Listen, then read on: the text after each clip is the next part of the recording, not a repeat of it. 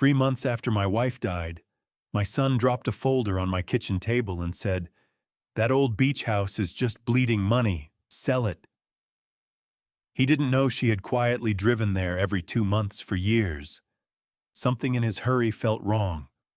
So instead of signing, I drove there myself. But when the door opened, I froze. A strange woman looked at me, burst into tears. "I'm glad you're here. Before we begin, drop a quick comment. Are you listening in the morning with coffee or late at night when the house is quiet?" A or B, I read everyone. Some details have been adjusted to protect privacy and strengthen the message. What matters is the lesson at its heart. At 72, I discovered that a house full of antiques could feel emptier than a tomb. I sat in my Beacon Hill brownstone on a Tuesday morning in October, 7 months after my wife Eleanor died, drinking coffee from her favorite porcelain mug, the one with hand-painted violets she'd bought at an estate sale in Vermont 30 years ago. The mug was cold against my palm. I'd forgotten to drink it again. Eleanor and I had been married 43 years. She'd been gone since February, and the house had never been this quiet. Not silent old houses in Boston are never truly silent, but quiet in the way that makes you notice the grandfather clock ticking, the radiator hissing, the absence of another person's breath. I'd spent 4 decades restoring antiques, teaching myself the patience required to strip a Duncan Fife table down to bare wood and rebuild it piece by meticulous piece. My hands knew how to fix broken things, but they didn't know what to do with the emptiness Eleanor left behind. She used to say the Miami house needed her. I thought she meant the plumbing. For years, maybe 10, maybe more, Eleanor drove down to Miami Beach every 2 months. 3 days, sometimes 4. She'd pack a small suitcase, kiss me goodbye at the brownstone door, and say, "I'm going to check on the house, Arthur. Do you want to come?" And every single time I had a reason. Auction house appraisal on Thursday. Antique Dealers Association meeting on Saturday. Standing tea time with the Beacon Hill Preservation Committee. A consultation with a client about a Chippendale desk that couldn't wait. She'd smile, that patient, knowing smile I'd grown so accustomed to, I stopped seeing it, and say, "Next time then." There was always a next time, until there wasn't. The Miami property had been in Eleanor's family since the 1960s, a modest beach house her grandfather bought when Miami Beach was still affordable. We kept it for sentimental reasons, or so I told myself. The truth was simpler: Eleanor wanted it. And I never questioned what Eleanor wanted. I never asked why she went alone. I never asked what she did there for 3 or 4 days every other month.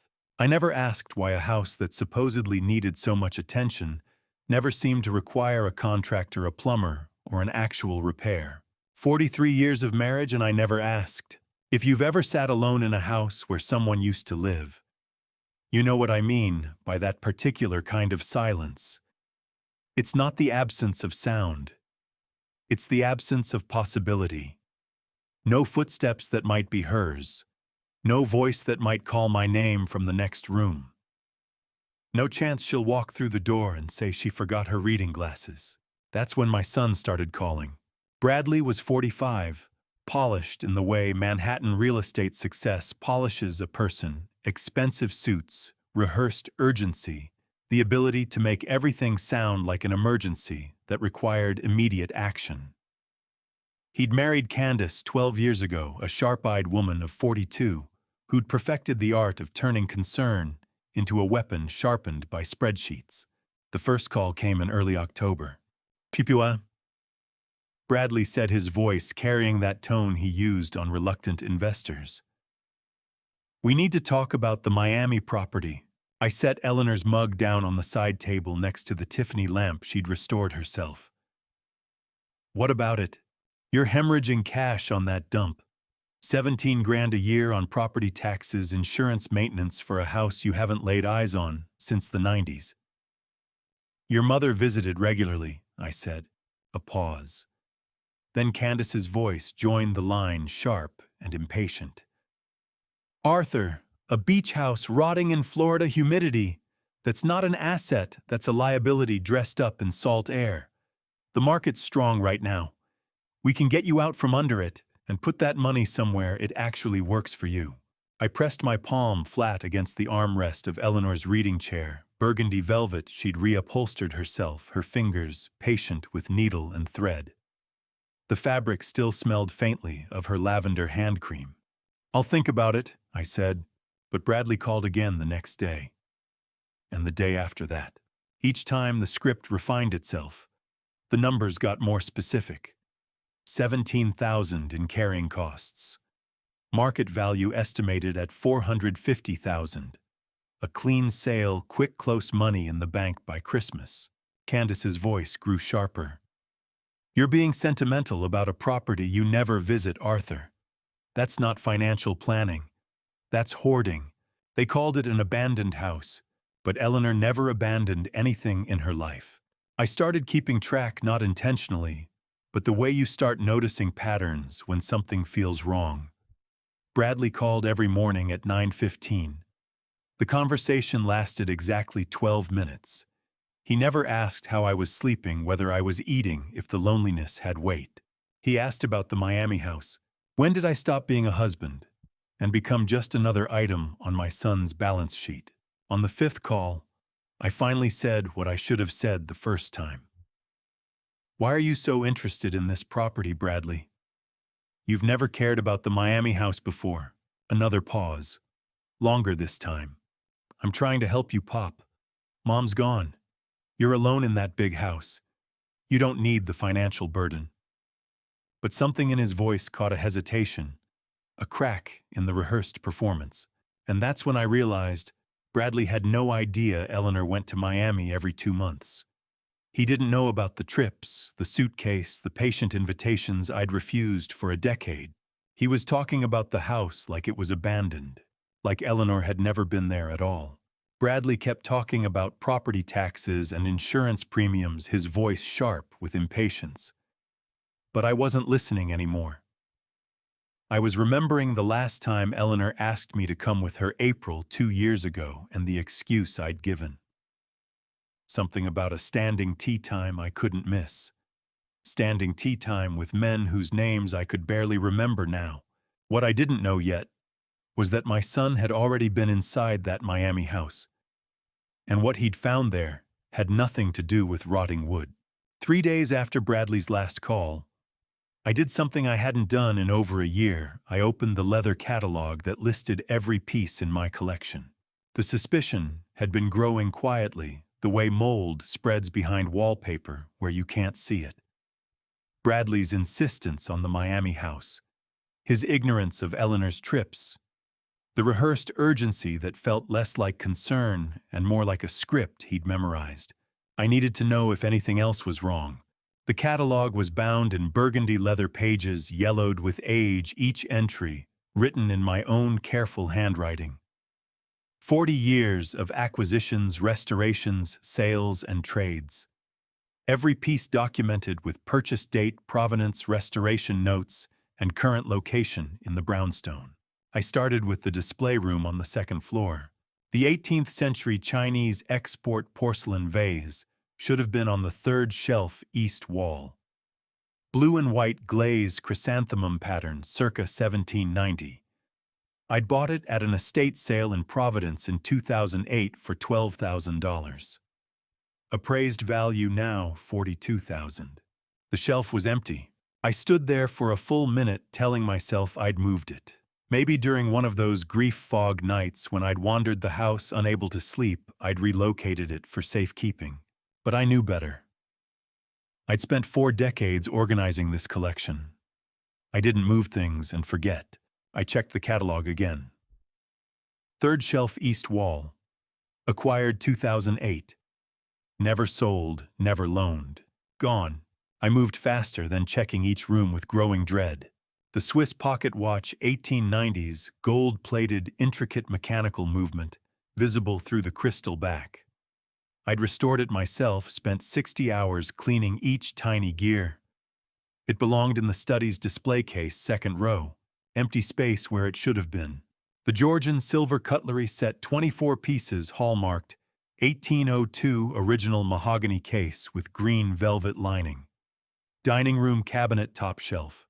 Gone. I returned to my office and pulled out the file cabinet where I kept purchase records, appraisals, and photographs. My hands were steady as I cross-referenced each missing piece. Chinese vase, $42,000. Swiss pocket watch, $18,000. Georgian silver, $31,000. I kept checking. A Meissen porcelain figurine. A collection of Victorian-era calling card cases. An Art Nouveau bronze sculpture. By the time I finished, the total exceeded $180,000. Not misplaced, not in storage, not loaned to a museum or auction house for display. Stolen.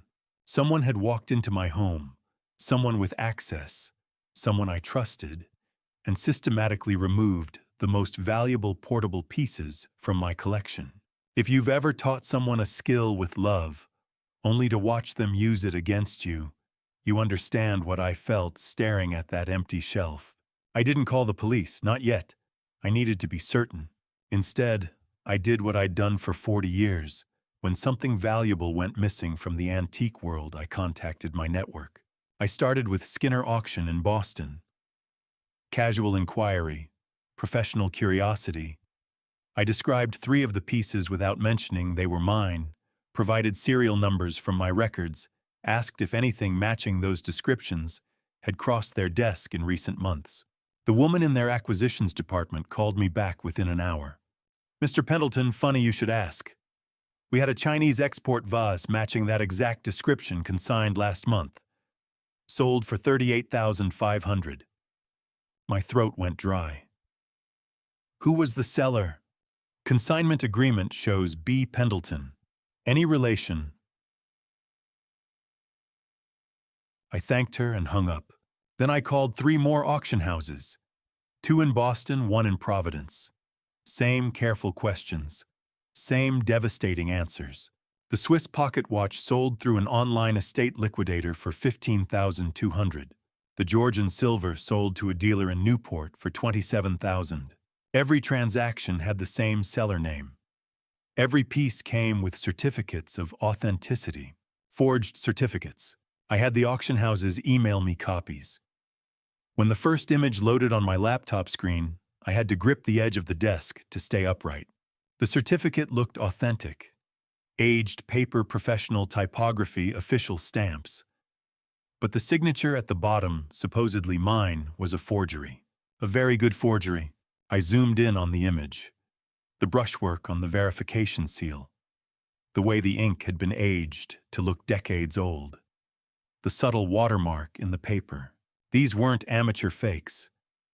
These were created by someone who understood restoration, who knew how to make new things look old, who had spent years learning the exact techniques required to fool experts. I opened the next certificate, then the next.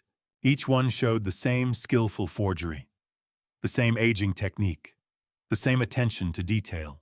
And then I saw the brushstroke pattern on the wax seal.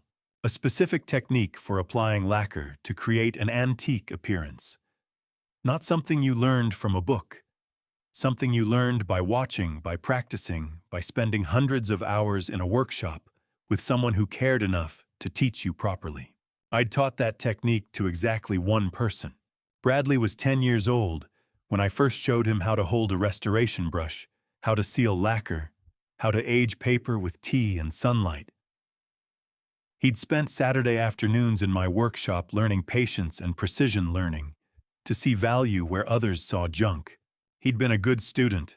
I had to put the phone down and walk to the window because my hands were shaking too hard to hold anything steady. The transaction records told the rest of the story. I traced the money from auction houses to Bradley's accounts, then to offshore betting sites, World Cup matches, Premier League football, thousands of dollars burned through in gambling losses while Eleanor was dying. And I sat alone in this house drinking cold coffee from her favorite mug. My son hadn't just stolen from me. He'd stolen using the very hands I'd trained, the very eyes I'd taught to see value, the very techniques I'd passed down with love and patience in that workshop 35 years ago. I sat in the darkness of my office, the forged certificate still glowing on my laptop screen, and for the first time in 7 months, I was grateful Eleanor wasn't alive to see this. What I didn't know yet was that Bradley wasn't working alone, and the Miami house he wanted me to sell held secrets far more valuable than any antique. I called my son at 7 in the morning and told him to be at the brownstone by 6 that evening, no excuses, no delays. After discovering the forged certificates and auction records, I'd spent 2 days deciding whether to call the police or call Bradley. The smart choice was obvious. The necessary choice was harder. I chose confrontation. Not because I wanted to give him a chance to explain. There was no explanation that would make sense of teaching your own child restoration techniques and watching him use them to forge your signature on certificates while selling your life's work to fund gambling debts. I called him because I needed to see his face when I showed him the evidence. I needed to know if any part of the son I'd raised was still in there. Bradley arrived at 6:17. Candace was with him. I hadn't invited her, but I wasn't surprised. They moved as a unit now, 2 sharks circling the same prey. She wore a cream business suit that probably cost more than the Chinese Veos Bradley had stolen. He wore the expression of a man who'd already decided this conversation was a waste of his time. I'd laid out the evidence on the coffee table in the living room. Auction records from Skinner, emails from estate liquidators, printouts showing the forged certificates, 3 different pieces, 3 perfect forgeries, each one using the lacquer sealing technique I'd taught him when he was 10 years old, and bank statements showing where the money went.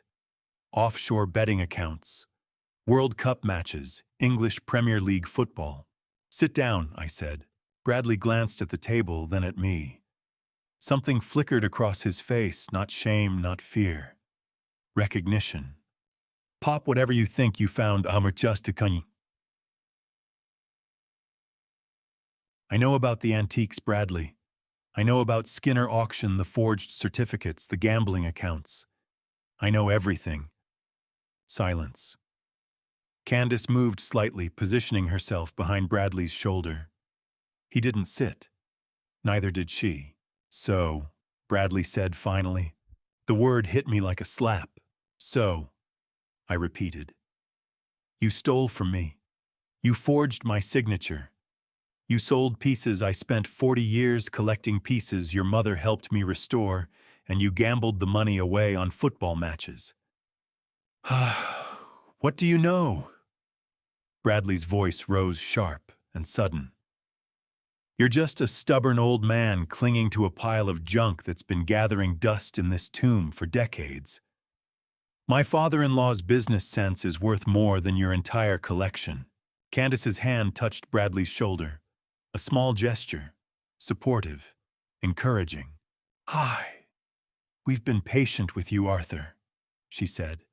Her voice was cold, clinical.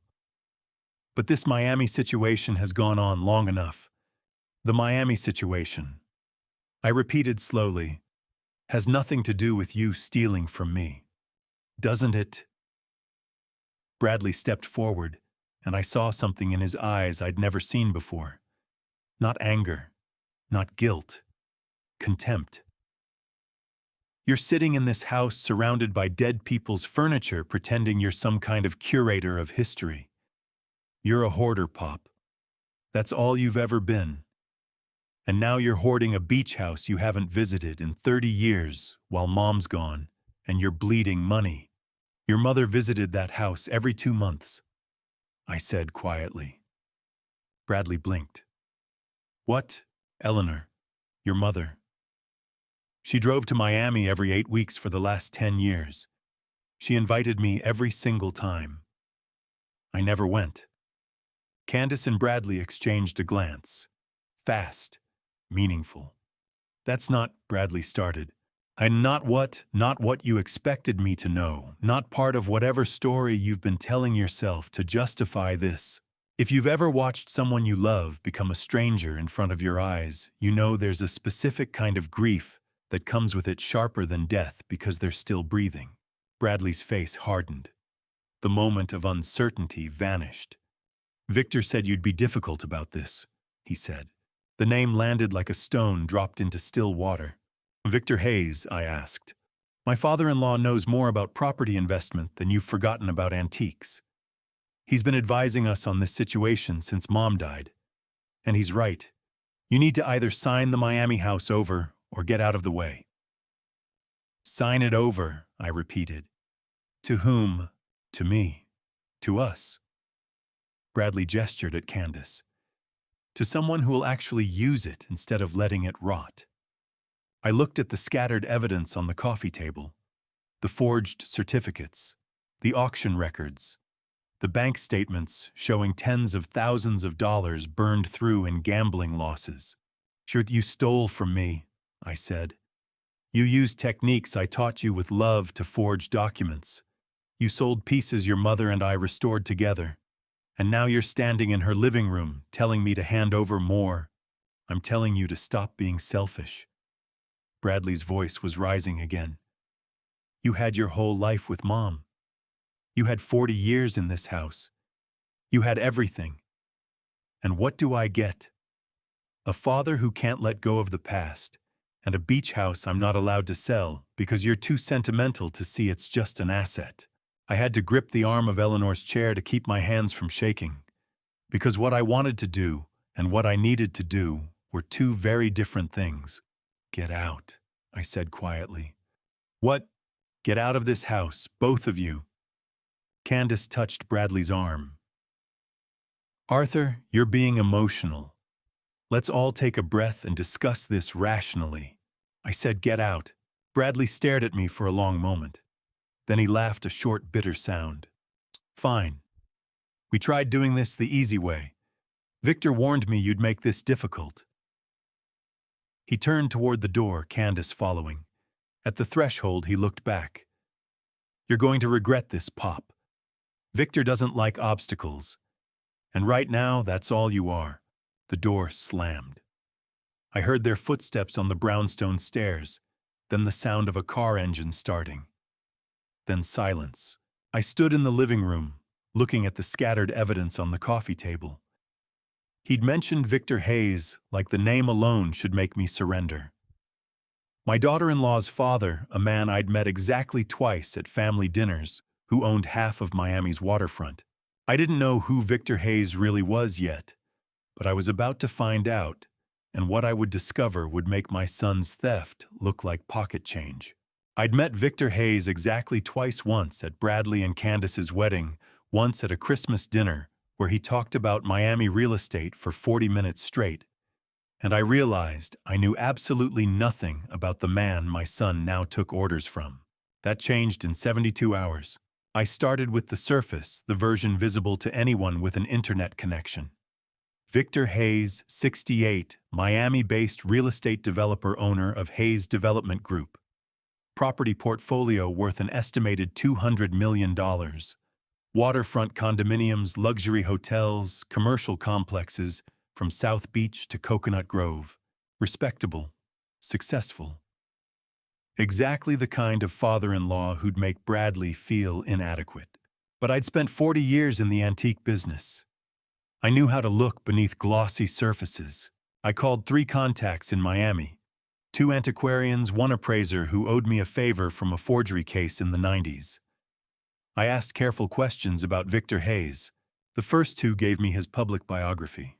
The third, a man named Morris, who'd been authenticating Florida estate sales since the 70s, went quiet. Why are you asking about Victor Hayes? He said finally. He's my son's father-in-law. Another pause. Then you should know he runs 3 illegal casinos through shell companies. Poker rooms disguised as private clubs. Sports betting on everything from World Cup matches to high school football. The kind of operation that attracts people desperate enough to think they can win it back. My hands went cold. And he launders the money through real estate deals that don't add up. Properties selling for twice their value to offshore buyers. Art and antique auctions where anonymous phone bidders drive prices to absurd heights. Which auction houses, I asked, though I already knew. Sotheby's Boston, Christie's New York, Skinner, the legitimate ones. He uses the auction system itself as a washing machine. I stared at my laptop screen at Victor Hayes cutting a ribbon at some waterfront development. He'd been laundering money through my world. Through auction houses where I'd built relationships over 40 years, where my reputation meant something. And he'd cultivated my son's gambling addiction to do it. I pulled up Bradley's offshore betting records, the ones I'd traced from the auction payments. The casino names were coded, but now I recognized the pattern. Victor's operations. Every single one. Bradley hadn't fallen into gambling. He'd been led in step by a man who knew exactly what he was doing. Victor Hayes had turned my son into a chess piece, and I'd been too distracted by grief to notice the board being set up around me. I spent another day digging. Shell company registrations. Florida Gaming Commission investigations that mysteriously went nowhere. Real estate transactions that made no sense until you understood they weren't about property at all. And then I found the analysis that made everything clear. Victor's casino empire was collapsing. Federal investigation into illegal gambling operations across 3 states. Wire transfers connecting his legitimate businesses to criminal enterprises. Property values plummeting as word spread that Hayes Development Group was leveraged beyond recovery. He needed cash. Clean cash from legitimate property sales to unsuspecting elderly men who didn't understand their assets were being stripped away. I was still processing this when I went to check the mail. I'd been ignoring it for weeks. The pile on the kitchen table had grown to the height of Eleanor's sugar canister. I sorted through mechanically. Electric bill, credit card offers, auction catalog, and then a thick manila envelope with a Miami return address. Inside, professional real estate marketing materials, full-color brochures, comparative market analysis, proposed listing price $450,000, photographs of my Miami house that I'd never authorized, and a cover letter. Dear Mr. Pendleton, as discussed with Mrs. Shelton, we have prepared the enclosed materials for your review. We look forward to listing your Miami property this fall. Please contact our office at your earliest convenience to finalize the showing schedule. I checked the date. August 15th, August. 2 months before Bradley's first call about selling. 2 months before his campaign about hemorrhaging cash and financial responsibility. Eleanor had died in February. By August, 6 months later, Candace had already contacted brokers, commissioned analysis, arranged property photographs, and prepared listing materials. While I'd been drinking cold coffee from Eleanor's mug, they'd had 1 foot out the door long ago. I flipped through the packet, showing schedules, disclosure forms partially filled out, a proposed closing timeline targeting November. Everything prepared, everything ready. They just needed my signature. If you've ever discovered that people were dismantling your life while you were still mourning the person you lost, you understand the particular flavor of rage I felt holding those real estate documents. I called the brokerage number on the letterhead. Whistle Properties, how may I help you? This is Arthur Pendleton. I received your materials about my Miami Beach property. Oh, Mr. Pendleton. Yes, Mrs. Shelton said you'd be calling. Are you ready to move forward? When exactly did Mrs. Shelton first contact you? Keyboard clicking. Initial inquiry was June 23rd. She came to our office in July for assessment. Materials sent in August as requested. June, 4 months after Eleanor died. And she told you this was my decision. She said she was coordinating the sale on your behalf. Is there a problem? The property is not for sale. Please remove it from any active files. I hung up. I spread the broker documents across the kitchen table next to my laptop screen, showing Victor's shell company network. My son was a gambling addict controlled by his father-in-law. My daughter-in-law had been planning to sell my house since August, and both of them needed that Miami property for reasons that had nothing to do with concern for my finances. What I didn't know yet was how deep the conspiracy went, and that my own savings account was already in Victor's hands. The bank statement arrived on a Tuesday, and the number that caught my eye wasn't a charge, it was an absence. My savings account balance showed $95,000 less than it should have. Not withdrawn, not transferred. Just gone with a single-line notation, collateral hold Coastal Holdings, LLC. Coastal Holdings. The same name pattern I'd seen in Victor's shell company network. I drove to the Bank of America branch in downtown Boston that afternoon. Dennis Carlson, the branch manager with 20 years of service and careful eyes, pulled up my account on his computer. He frowned at the screen, scrolling through transaction history. Mr. Pendleton, according to our records, you authorized a collateral mortgage on this account in August. The lending institution is, let me see, Coastal Holdings, LLC. The documentation shows your signature on the authorization form. I authorized nothing, I said quietly. My son forged my signature. Dennis's expression shifted. He'd seen enough fraud cases to recognize the truth. May I see the documents? He printed them. Mortgage agreement, collateral authorization, asset pledge forms. Everyone carried my signature. Everyone was a forgery. The same careful brushwork Bradley had used on the antique certificates. The same aging technique I'd taught him in my workshop when he was learning patience and precision. He'd learned well. Mr. Pendleton, if what you're saying is true, this constitutes financial exploitation of an elderly person under Massachusetts law. That's a felony. I'm aware, I said. How much did they take? $95,000. The entire account balance as of August 20th was used as collateral for a loan to. It appears your son is the primary borrower, $95,000. The money Eleanor and I had saved over 15 years. Vacations we didn't take. Renovations we postponed. Small sacrifices that accumulated into security. Gone with my forged signature on a mortgage paper. I'll need to file a fraud report, Dennis said gently. And you should contact the police. This is serious, Mr. Pendleton. Very serious.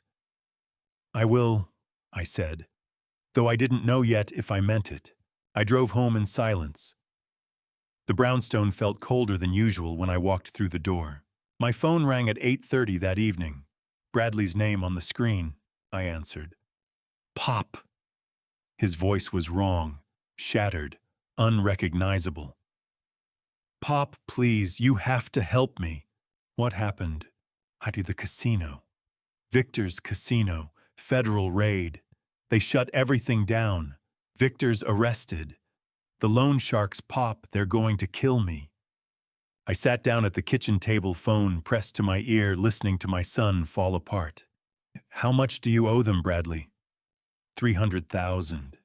Maybe more. I don't, Pop. I can't think straight. They know where I live. They know where Candace works. Victor said if you just sign the house over, we can pay them and… The Miami house. Yes, please. Pop, I don't want to die. I know what I did. The antiques. The savings account. I know. But please. They're going to kill me. If you've ever had someone steal from you and then beg you to save them from the consequences of that theft, you know the precise moment when pity dies and clarity is born. My son was crying. 45 years old, crying like a child on the phone, begging his father to rescue him from debts accumulated through gambling, theft, and conspiracy. Part of me, the part that remembered teaching him to ride a bicycle, helping him with homework, attending his high school graduation, wanted to fix this. Wanted to sign whatever papers would make the loan sharks go away. But Eleanor's voice was in my head, clear as if she were standing beside me. Arthur, you can't save people from themselves. You can only decide whether you're willing to drown with them. Bradley, I said quietly. I'm not signing the house over. Pop, please. I'm going to Miami. I'm going to see this property you and Victor and Candace have been so desperate to sell. And then I'll decide what to do. There's nothing there. It's just an empty house. Then you have nothing to worry about. I hung up. Then I sat in the dark bedroom, looking at the wedding photograph on Eleanor's nightstand. Us at 29, young and certain, believing 43 years of marriage would solve every problem we'd ever face. Eleanor had driven to Miami every 2 months for years. Spring, summer, fall, winter. Always inviting me. Always leaving without me. Arthur, do you want to come to Miami with me? And I'd always had a reason. Auction appraisals, committee meetings, standing tea times with men whose names I could barely remember now. She'd smile. Next time then. But there hadn't been a next time. She'd died, and I'd never asked why she kept going, what she did there, who she saw, what kept pulling her back to a house I'd written off as sentimental maintenance. I packed a single bag that night. Clothes for a week. Toiletries. Eleanor's blue coffee mug with painted seashells, the one she'd bought at a Miami flea market years ago, because somehow I knew I would need it where I was going. I started the old Volvo at 6 the next morning. 72 years old with a heart condition, my doctor said required stress management and regular monitoring. Most people would say driving 1,300 miles alone was foolish. Eleanor would say, "Arthur, you always know what's right. You just need time to get there." It's about time. I pulled out of the brownstone driveway as dawn broke over Beacon Hill. Bradley called twice before I reached the highway. I let both calls go to voicemail. The highway stretched south before me. November rain beginning to fall as I crossed into Connecticut. Bradley had called twice more since dawn. I let both calls go to voicemail. Whatever was waiting for me in Miami had kept Eleanor coming back for years, through cancer, through silence, through my indifference. I didn't know yet that the house wasn't abandoned at all, or that the woman who would open the door already knew my name. The Florida sun hit me like a wall when I stepped out of the Volvo after 23 hours of driving with only gas station stops and 2 hours of sleep in a South Carolina rest area. Miami in December felt like Boston in July, humid, bright. The air thick with salt and heat. I stood on the sidewalk in front of the address I'd memorized from Eleanor's papers, staring at a house I hadn't seen in 26 years. Bradley said it was a wreck. Candace called it a rotting shack hemorrhaging money. They were both liars. The house was a single-story Mediterranean revival, pale yellow stucco, with terracotta roof tiles set back from the street, behind a low wall topped with decorative iron fencing. The paint was fresh. The shutters were straight. White curtains hung in the windows, not yellowed, not torn, but crisp and clean, like someone had washed them recently. I pushed open the gate. It moved smoothly on oiled hinges. The front yard was small but immaculate. Terracotta planters overflowed with marigolds and bougainvillea, their colors almost aggressive in the afternoon light. The lawn had been mowed recently enough that I could still smell the cut grass, that green, wet scent that sticks to everything. Someone planted those marigolds this season. Someone mowed that lawn this week. People don't plant flowers in front of a house they're about to abandon. I climbed 3 steps to the covered porch. A wooden bench sat to the left, cushions faded but clean. A small table held a glass of water with condensation still beating on the outside. Someone had been sitting here within the hour. I knocked on the door. Footsteps inside. The click of a deadbolt. The door opened. A black woman with silver-streaked hair stood in the doorway, mid-50s, wearing a denim apron. I recognized immediately Eleanor's favorite, the one with hand-embroidered sunflowers she'd worked on during the winter of 2018. The woman looked at me. Her eyes went wide. "Mr. Pendleton," she whispered. I hadn't introduced myself. "I'm sorry," I said carefully. "Do we know each other? This is my wife's house." Her face crumpled. Tears spilled down her cheeks. Not polite grief, not the careful sympathy people offer at funerals. Deep, wrenching sobs. "Mrs. Eleanor," she managed. She passed away." The question hit me sideways. This stranger knew Eleanor well enough to cry like this. "7 months ago," I said quietly. How did you know my name? She pressed her hand to her mouth, trying to compose herself, failing. Because she talked about you every day. Every single day for 5 years. If you've ever driven across half the country, looking for answers only to find more questions, waiting on a pristine porch, you know the strange vertigo I felt standing at that gate. I don't understand, I said. Who are you? Dinah Russell. She wiped her eyes with the corner of the apron, Eleanor's apron. I'm so sorry. I don't know how to. 5 years ago, I found a woman on the sidewalk 2 blocks from Miami General Hospital. She was unconscious, collapsed on the pavement. I called 911, waited with her until the ambulance came. She took a shaking breath. The paramedics asked if I knew her name. I said no. But when they lifted her onto the stretcher, I saw her purse. Eleanor Pendleton. They took her to the emergency room. I followed because I don't know why. I just felt like I should. My throat had gone tight. When she woke up, Dinah continued, tears still streaming. She looked at me and said, "Thank you for staying." Like she knew I'd waited. Like she expected someone would. And I said, "Do you have someone to call?" And she said, Dinah's voice broke. She said, "Not yet. Not until I'm sure." Sure of what? I asked, though I was starting to understand. That she could fight it. That she had time, that she could... Dinah couldn't finish. She covered her face with both hands, shoulders shaking.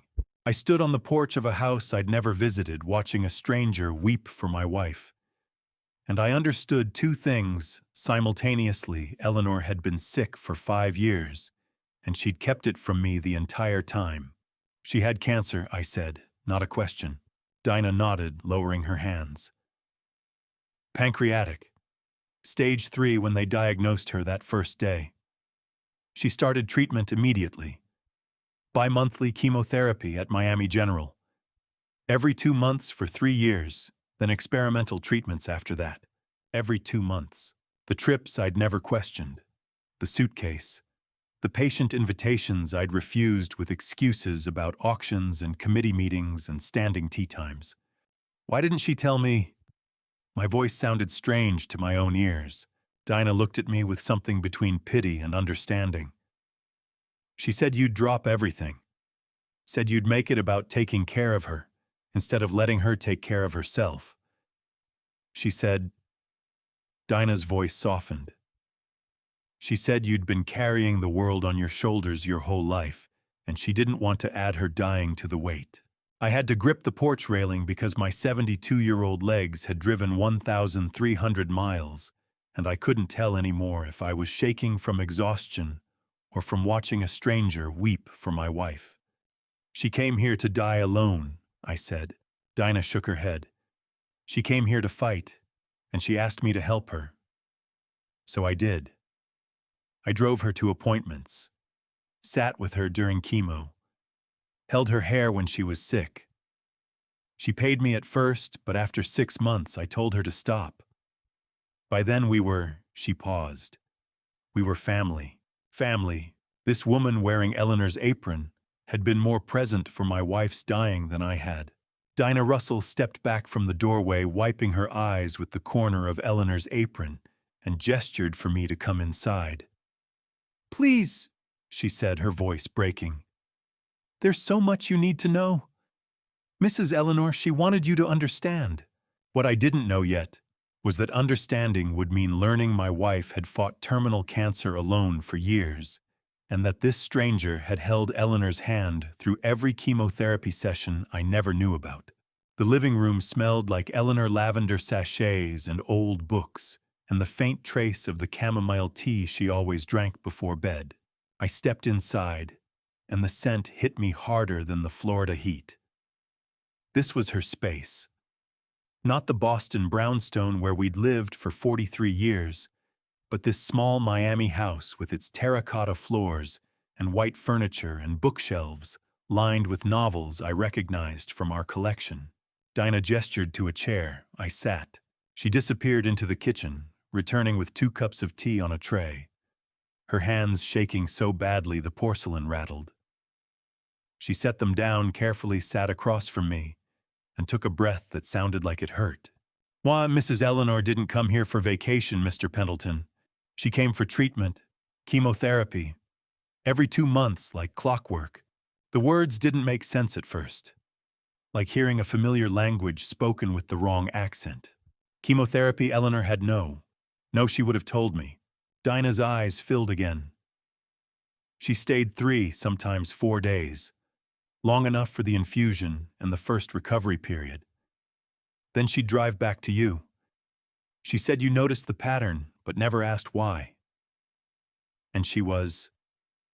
Dinah's voice broke. She was grateful you didn't ask. I stared at the teacup in front of me. The same blue and white pattern Eleanor had bought at a flea market years ago. I'd seen these cups in our Boston kitchen 100 times and never wondered why she had duplicates here. It was every 2 months, I repeated slowly. For how long? So 3 years. From the first diagnosis until she couldn't fight anymore. 3 years. 3 years of Eleanor packing a suitcase, kissing me goodbye, driving 1,300 miles alone. 3 years of invitations I'd declined with excuses about auctions and committee meetings. Do you want to come to Miami with me, Arthur? I have that appraisal in Providence on Thursday. Next time, then. Except there hadn't been a next time. She'd died, and I'd never asked where she really went or what she really did during those 3 or 4 days every other month. What kind of cancer? My voice sounded distant, like someone else was asking. Pancreatic. Late stage when they diagnosed her. The doctors said. Dinah pressed her fingers to her eyes. They gave her maybe 6 months. That was 3 years before she passed. She fought so hard, Mr. Pendleton. Harder than anyone I've ever seen. Pancreatic cancer. One of the worst. Survival rates measured in months, not years. And Eleanor had fought it for 3 years, while I read novels in my study and complained about Bradley's phone calls. If you've ever learned that someone you loved suffered in silence while you lived in comfortable ignorance, you know there's a specific kind of shame that comes with it. Heavier than grief, sharper than loss. Why didn't she tell me? I asked. I'm her husband. I could have. She said you had a heart condition. Dinah's voice was gentle, like she was explaining something to a child. She said if you knew you'd worry yourself sick. Maybe literally. She wanted to protect you from her pain. She said that was what love meant, carrying the weight so you didn't have to. Atrial fibrillation. My cardiologist had diagnosed it 8 years ago. Managed with medication, regular monitoring instructions to avoid stress. Eleanor had known. Had done the math. Had decided that telling me would risk my heart more than her silence would risk our marriage. So she'd driven to Miami every 2 months and sat through chemotherapy alone, while I assumed she was checking on plumbing and property taxes. What did the treatments look like? I asked, needing to know, needing to understand what she'd endured. Dinah looked away. Bad. Especially toward the end. She'd be sick for days after each infusion. Couldn't eat. Could barely keep water down. She'd lie on the couch in that room. She pointed to a doorway off the hall. And I'd sit with her. Hold her hand. Bring her ice chips when she could tolerate them. I tried to picture it. Eleanor, my elegant, composed Eleanor, trembling through poison treatments in a house I'd never visited, held by a stranger I'd never met. She never wanted you to see her like that, Dinah continued. She said she wanted you to remember her the way she was in Boston, strong, capable, not... Her voice cracked. Not broken. She wasn't broken, I said automatically. No. Dinah agreed. She wasn't. Even at the end, she was the strongest person I've ever known. But she was scared, Mr. Pendleton. She was terrified. And she carried that terror alone because she loved you too much to share it. I had to set the teacup down because my hands were shaking so violently the porcelain was chattering against the saucer and I couldn't make them stop. 26 years since I'd last visited this house. 26 years of Eleanor making this trip without me. And for the last 3 of those years, she'd been dying. Did she? I had to stop breathe. Was she in pain? Sometimes, especially near the end. But she had good days too. Days when we'd walk on the beach or sit on the porch and talk. She loved this house, Mr. Pendleton. She said it was the only place she could breathe, because in Boston, she had to pretend. Had to smile and plan meals and ask about my day and hide the fact that her body was destroying itself from the inside. Here she could be honest, with a stranger, because she couldn't be honest with me. I thought I knew my wife. 26 years of marriage. But I knew nothing. Dinah stood up, walked to a bookshelf, and pulled down a wooden box I recognized instantly. I'd built it myself 30 years ago in a community center woodworking class. She left this for you, Dinah said softly, placing it in my hands. Letters. She wrote to you after every treatment. She never sent them, but she wanted you to have them after.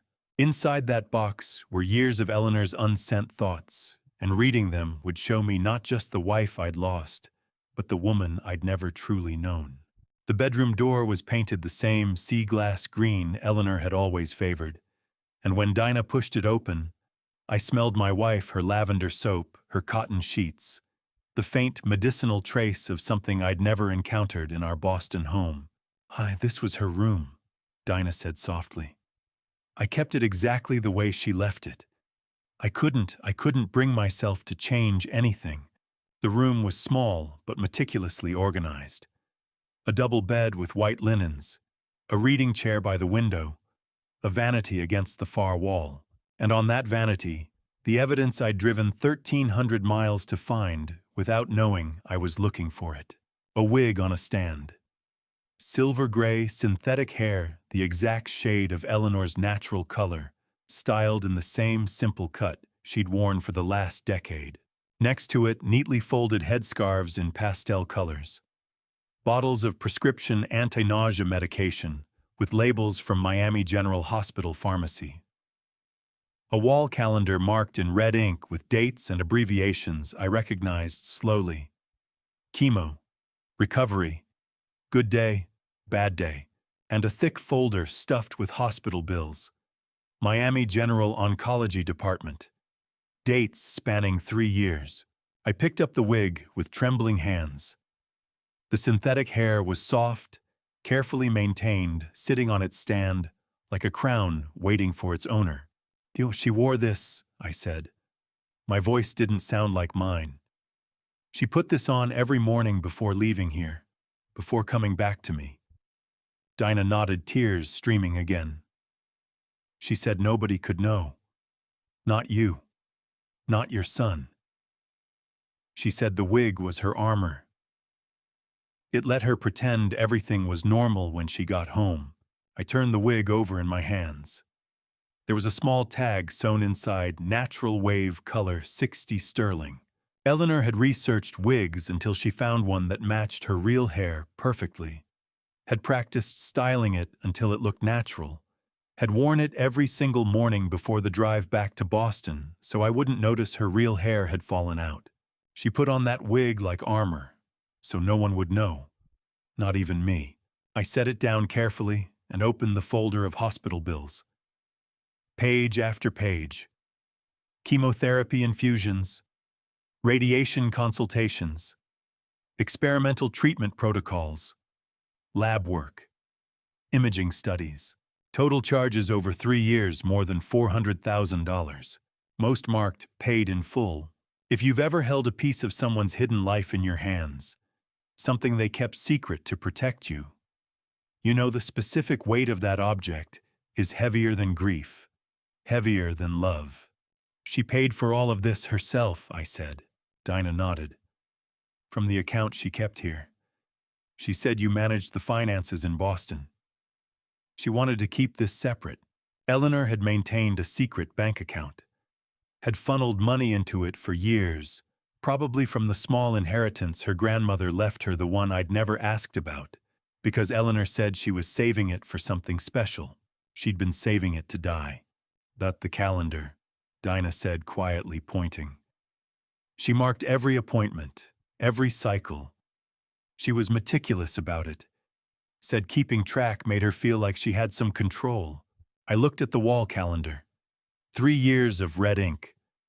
Dates marked chemo AM every 8 weeks like clockwork. Recovery days marked in descending severity: bad, better, good, home soon. The last entry was dated January 2023, 1 month before she died. To chemo AM last one, thank God. She'd known it was the end. The back door opened suddenly. Voices in the hallway, young voices, casual conversation cutting off mid-sentence. "Mom." A male voice. "Whose car is that in front?" Dinah's face changed. "My children," she said quickly. "I should," but it was too late. 2 people appeared in the living room doorway. A young man, 23 maybe, with his mother's gentle eyes and weathered hands that suggested outdoor work.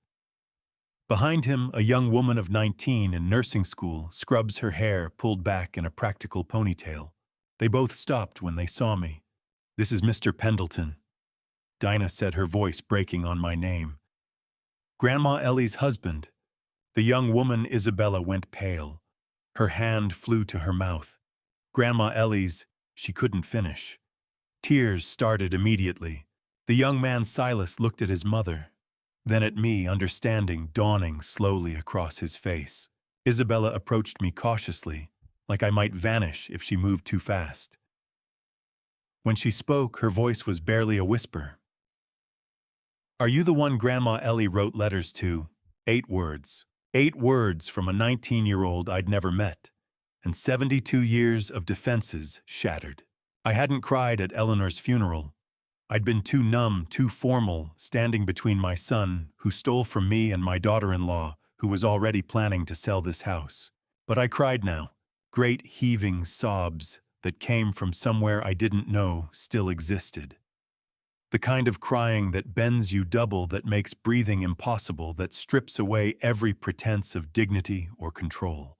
Silas moved first, guiding me to the couch with surprising gentleness. Isabella brought water, setting it on the table beside me with the same careful efficiency Eleanor had when I was sick. Dinah sat on my other side, not touching, just present. "She talked about you all the time, sir," Silas said quietly. She said you were a good man who just needed time." "Time for what?" I managed. "To understand," Isabella said softly. "She said you loved her, but you didn't always see her. And that was okay, because she saw you clearly enough for both of you. These strangers, these people I'd never met, they'd known my wife better than I had. They'd called her Grandma Ellie, had sat with her on this couch, had heard stories about me that I'd never known she told. They were the family Eleanor had chosen, the family she'd built in the spaces between chemotherapy appointments. And I'd been 1,300 miles away, ignoring her invitations, never asking why she kept coming back here. Dinah stood, slowly walked to the bedroom, and returned carrying the wooden box I'd built 30 years ago. "Before you read these," she said carefully, placing it in my lap, "you should know Mrs. Eleanor knew about your son, what he was doing. She knew long before she died. The letters would reveal not just Eleanor's cancer journey, but her knowledge of Bradley's theft and the legal plan she'd quietly prepared to protect both Arthur and this family." I recognized the joinery before Dinah even said it was mine, the dovetails at the corners slightly imperfect, because I'd been learning, but tight enough to last 30 years. The wooden box sat in my lap, smooth cherry wood, darkened with age and handling. I'd built it in a community center woodworking class in the early 90s, given it to Eleanor for Christmas, without asking what she'd use it for. Now I knew. "She wrote to you after every treatment," Dinah said softly. "Sometimes between treatments when things got hard. She never sent them, but she wanted you to have them after. I lifted the lid. Inside were dozens of envelopes, white and cream-colored, addressed to me in Eleanor's distinctive, slanted handwriting. Each one dated in the upper right corner. The oldest I could see, November 2018. The most recent visible on top, August 2021. None had stamps. All were sealed. All were written, but never sent. I made this box, I said quietly. I gave it to her for Christmas. I asked what she'd keep in it. She just smiled. Dinah touched my shoulder briefly, then withdrew. I'll give you privacy. Take as long as you need. She left, closing the door softly behind her. I sat alone in Eleanor's Miami bedroom with a box full of her voice. I opened the first letter. November 2018, 5 years ago. The handwriting was steadier than I expected, the paper expensive stationery she'd always preferred. My dearest Arthur, today Dr. Morrison told me the cancer has spread to my lymph nodes. Stage 3 pancreatic with a prognosis measured in months, if I'm unlucky a year if I'm blessed. I've decided to tell you tonight. I have the words ready. I've rehearsed them 3 times in front of Dinah's bathroom mirror, but when I came home to Boston this afternoon, you collapsed at dinner. I was telling you about the bougainvillea blooming early this year, and you stood up to clear the plates, and then you were on the floor. Your lips were blue. Your hand in mine felt like ice. The ambulance came. They stabilized you at Mass General. Atrial fibrillation acute episode possibly triggered by stress or overexertion. The cardiologist said another episode like this could kill you. I sat by your hospital bed for 6 hours watching the heart monitor beep, watching your chest rise and fall. This letter was in my purse the whole time. At 2 a.m. while you slept, I went to the bathroom and tore it into pieces. I can't do that to you, Arthur. I can't be the reason your heart stops. So I'll carry this alone for as long as I can. And maybe that's what love means, choosing which pains to share and which to bear in silence. I rewrote this letter tonight, not to send, but to remember the day I decided. The day I chose to protect you from my dying. Yours always, Eleanor. I had to set the letter down. My hands were shaking. November 2018. I remembered that night. The ambulance, the emergency room. Waking up with Eleanor asleep in the chair beside my bed, her hand still holding mine. She'd been carrying a cancer diagnosis, and I'd been unconscious, knowing nothing. If you've ever read a letter from someone who chose to suffer alone to protect you from their pain, you know that gratitude and guilt taste exactly the same. I opened the second letter. March 2019. Eleanor describing her first chemotherapy session. The cold of the IV, the metallic taste in her mouth. Dinah holding her hand through the worst of it. The drive back to Boston 3 days later wearing the wig, practicing her smile in the rearview mirror. You asked how Miami was, she wrote. I said beautiful, warm, peaceful, all true.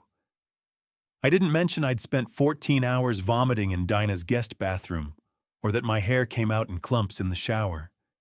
You don't need to know everything to love me, Arthur. Sometimes love means protecting you from the parts that would break you. I kept reading, letter after letter. Years of Eleanor's secret life unfolding in careful handwriting. The good days and the terrible ones. The moments she almost told me. The times she came close to giving up. And then dated October 2020, a different kind of letter.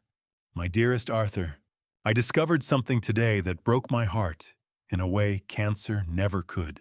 I was checking our antique catalog. You'd asked me to verify the Chinese vase's insurance value while you were at your auction meeting.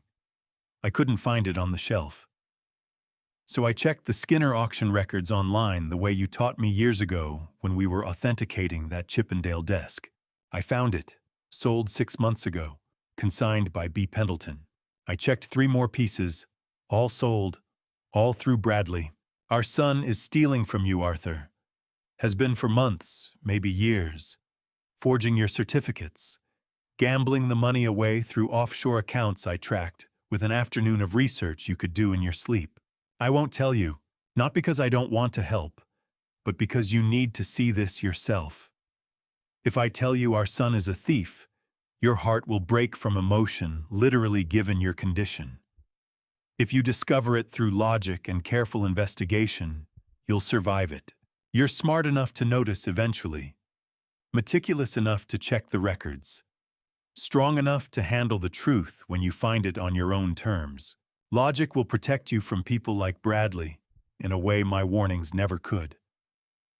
So I'll wait. I'll trust your intelligence, and I'll prepare for what comes after. Yours always, Eleanor. I had to stop reading and close my eyes because the letters were blurring, not from age, from tears I hadn't cried in 43 years of marriage. She knew. She knew 3 years before I figured it out. And she waited because she believed in me. Believed I was smart enough, strong enough, capable enough to discover the truth and survive it. I kept reading through the night as Dinah slept in the next room, and Eleanor's voice spoke to me from beyond death. The final letter, dated August 2021, 18 months before she died, mentioned the lawyer she'd hired in Miami, a woman named Clara Whitfield. Arthur. Eleanor wrote, "If you're reading this, Clara has the documents. Everything you'll need to protect yourself and protect them. I've prepared for every possibility except the one where you never come here." Eleanor hadn't just hidden her cancer. She'd built a complete legal strategy to save both Arthur and Dinah's family, and tomorrow I would learn exactly what she'd planned. The final letter in the box was dated 18 months before Eleanor died, before the cancer had stolen her strength completely, when she could still drive herself to a lawyer's office and plan for a future she knew she wouldn't see. I opened it as dawn broke over Miami, pale light filtering through the sea glass green bedroom door. "My dearest Arthur, I met with Clara Whitfield today. Estate attorney here in Miami, 65 years old, with silver hair and sharp eyes that miss nothing. We spent 3 hours going through every scenario, every possibility. What if you never come here? What if Bradley finds out? What if I die before finishing?" Clara said I was the most methodical dying woman she'd ever met. I told her I learned it from you. We established an irrevocable trust to protect this house from creditors and Bradley's claims. The house transfers into the trust immediately removed entirely from my personal estate. Bradley cannot reach it through litigation, probate contests, or creditor claims. Clara said an irrevocable trust was the only structure Florida law recognizes as genuinely protected. The will itself excludes Bradley and Candace entirely. I drafted it that way deliberately, not out of spite, but out of clarity. They will take what they can, so I'm giving them nothing to take. Before I lost strength, I signed the deed transfer documents myself. Eleanor Pendleton transferring this house to Dinah Russell, notarized and witnessed in Clara's office on January 14th, 2023. Clara holds the original. The deed is already executed and valid. All that remains is for Arthur to instruct Clara to record it with Miami-Dade County Clerk's office. Dinah Russell receives the house free and clear. No liens, no encumbrances, no strings, and I took out a life insurance policy specifically to cover 10 years of property taxes and maintenance. Dinah won't lose this house to financial pressure. She'll have time. Everything is finished, Arthur. Everything is signed and locked in Clara's safe. All that's missing is your signature on the deed transfer. I know I won't live long enough to see you sign it. The doctors gave me 6 more months yesterday, maybe less. But I know you'll eventually sign it. Because you always do what's right, Arthur. You just need time to get there. I'm giving you that time, even if I can't be there to see you arrive. Yours always, Eleanor. If you've ever discovered that someone you loved planned for your future, even after they knew they wouldn't be there to see it, you understand why I had to sit on the edge of that bed for 10 minutes before I could stand up. Before I reveal Eleanor's final plan, if you're still with me, comment A. If you think she wanted Arthur to stay in Boston, or B to move to Miami, add Y. Note the next part includes fictionalized details to convey the emotional core. If that's not for you, feel free to stop here. Clara Whitfield.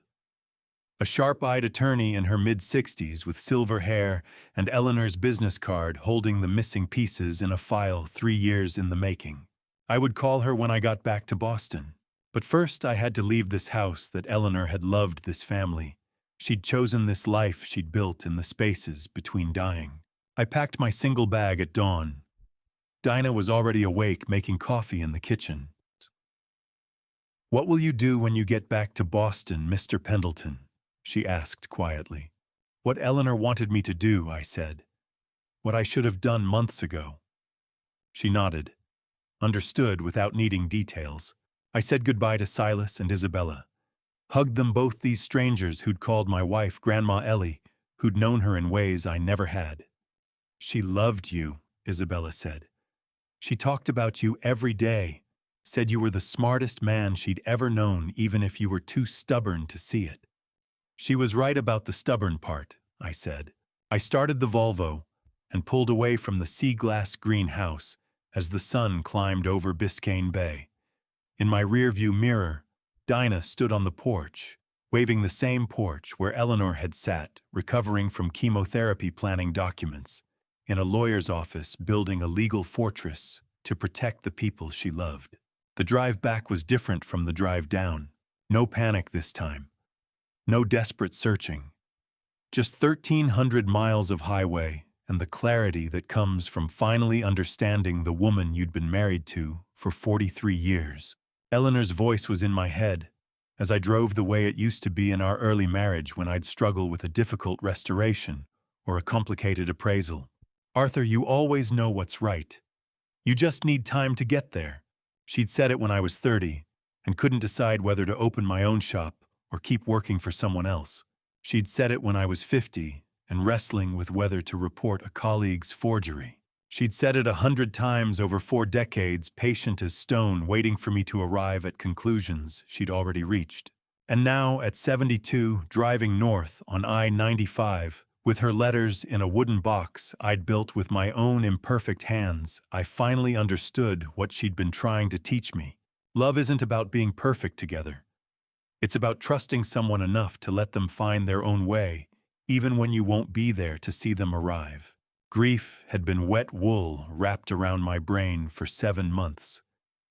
Heavy, suffocating, obscuring everything, but somewhere around the Georgia state line, the fog finally lifted. I knew what I had to do. Call Clara Whitfield. Sign the deed transfer. Execute Eleanor's plan exactly as she'd designed it. And then deal with Bradley. Not with anger, not with shouting, but with the same methodical clarity Eleanor had used when she sat in a lawyer's office 18 months before her death, preparing documents for a future she'd never see.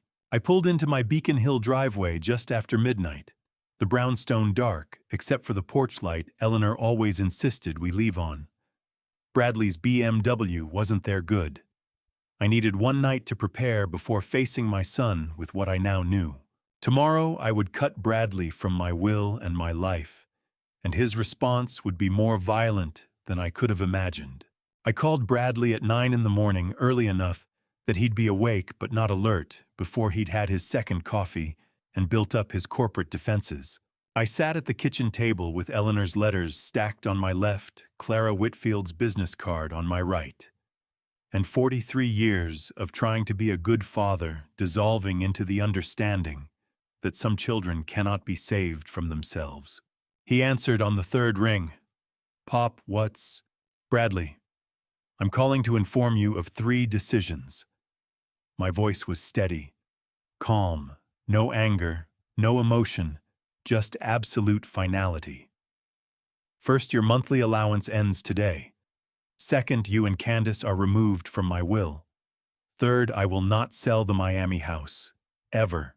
Silence. Not the explosive denial I expected. Not shouting or threats or the corporate bluster he used when investors questioned his deals. Just silence. 10 seconds of it.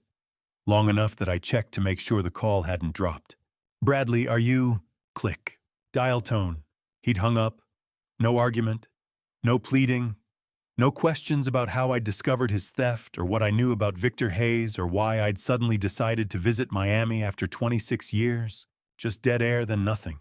I set the phone down carefully. That silence was far more terrifying than any shouting would have been.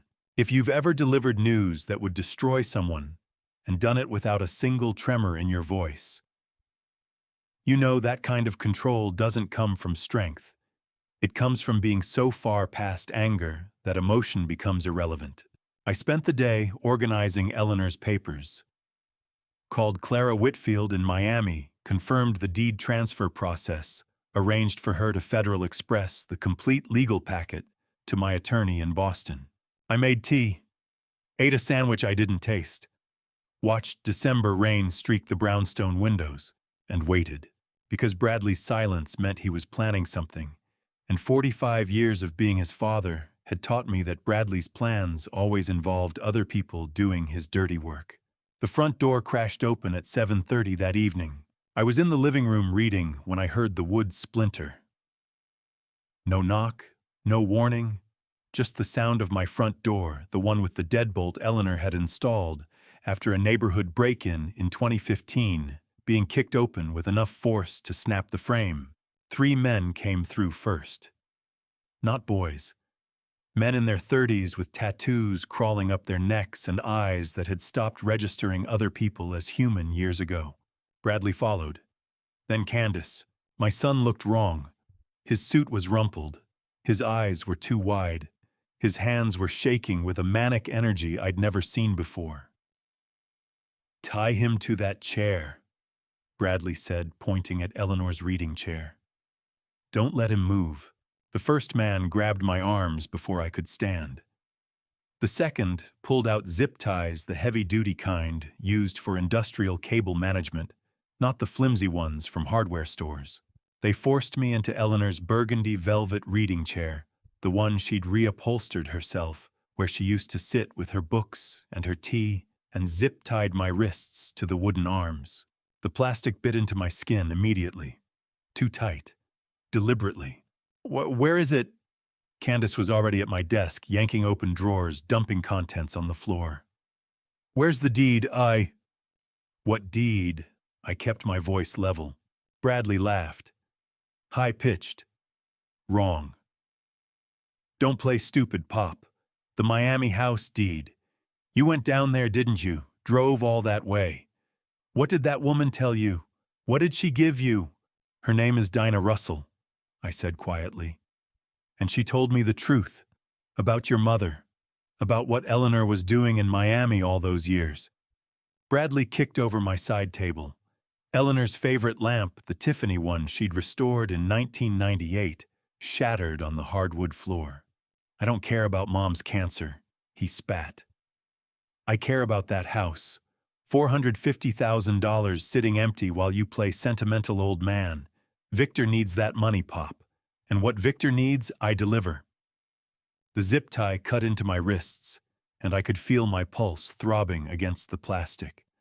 But I kept my breathing steady because panic was what they wanted, and I refused to give it to them. "Shadorch everything," Candace ordered the 3 men. "Office, bedroom, kitchen. Deed has to be here somewhere." They tore through my home like locusts, dumped file cabinets, ripped books off shelves, smashed through the locked drawer of Eleanor's antique secretary desk, the one from 1887 that had taken me 6 months to restore. Bradley stood over me while they worked, breathing hard. "You won't give it." His voice cracked. "I'll take it myself, old man. Victor said you'd be difficult about this. He said you'd need convincing. But I told him my father was reasonable, that you'd see sense. That family means something to you." "Family did mean something to me," I said. "Until you stole from it." He hit me then. Open palm across the face. Hard enough that my head snapped sideways, hard enough that I tasted blood where my cheek cut against my teeth. "Find it!" he screamed at the men. They searched for 30 minutes. growing more frantic with each empty drawer. Bradley kicked over a bookshelf in rage, 40 years of antique reference books crashing to the floor. Candace screamed at the men to look harder, check again, tear the floorboards up if they had to, but they wouldn't find the deed. Because I'd sent it to Clara Whitfield 3 days ago, before I'd even left Miami, with instructions to file it with Miami-Dade County the moment she received my phone call confirming Eleanor's plan. Tied to Eleanor's chair, I closed my eyes. And I thought they just made their biggest mistake. What they didn't know was that the antique camera mounted in the corner, the one I'd restored from a broken surveillance system 15 years ago, was recording every second. It took them 20 minutes to crack the safe in my study. 20 minutes of Bradley barking orders, while one of his men worked a pry bar into the hinges and another drilled through the lock mechanism. I sat tied to Eleanor's chair in the living room, listening to the screech of metal on metal, the crack of splintering wood, my son's voice rising with each failed attempt. "Faster," Bradley kept saying. "Victor needs this tonight. Tonight." The safe was a Gardel B-rated model I'd installed in 1995 to protect Eleanor's jewelry and our important documents. It had cost $1,200, and the locksmith had promised it could withstand most home burglary attempts. Bradley's thugs broke it in 20 minutes. I heard the door swing open, heard Bradley's footsteps rush across my study floor, then silence, long terrible silence. "What the hell is this?" Bradley's voice carried from the study, high and strained. He appeared in the living room doorway, holding a single piece of paper. My personal stationery. Eleanor had ordered it for me 10 years ago, cream-colored, my initials embossed at the top. On it, in my handwriting, "Too late." That's all, 2 words. Bradley's face had gone white. "Where are the papers, the deed, the trust documents, where?" "With my lawyer," I said calmly.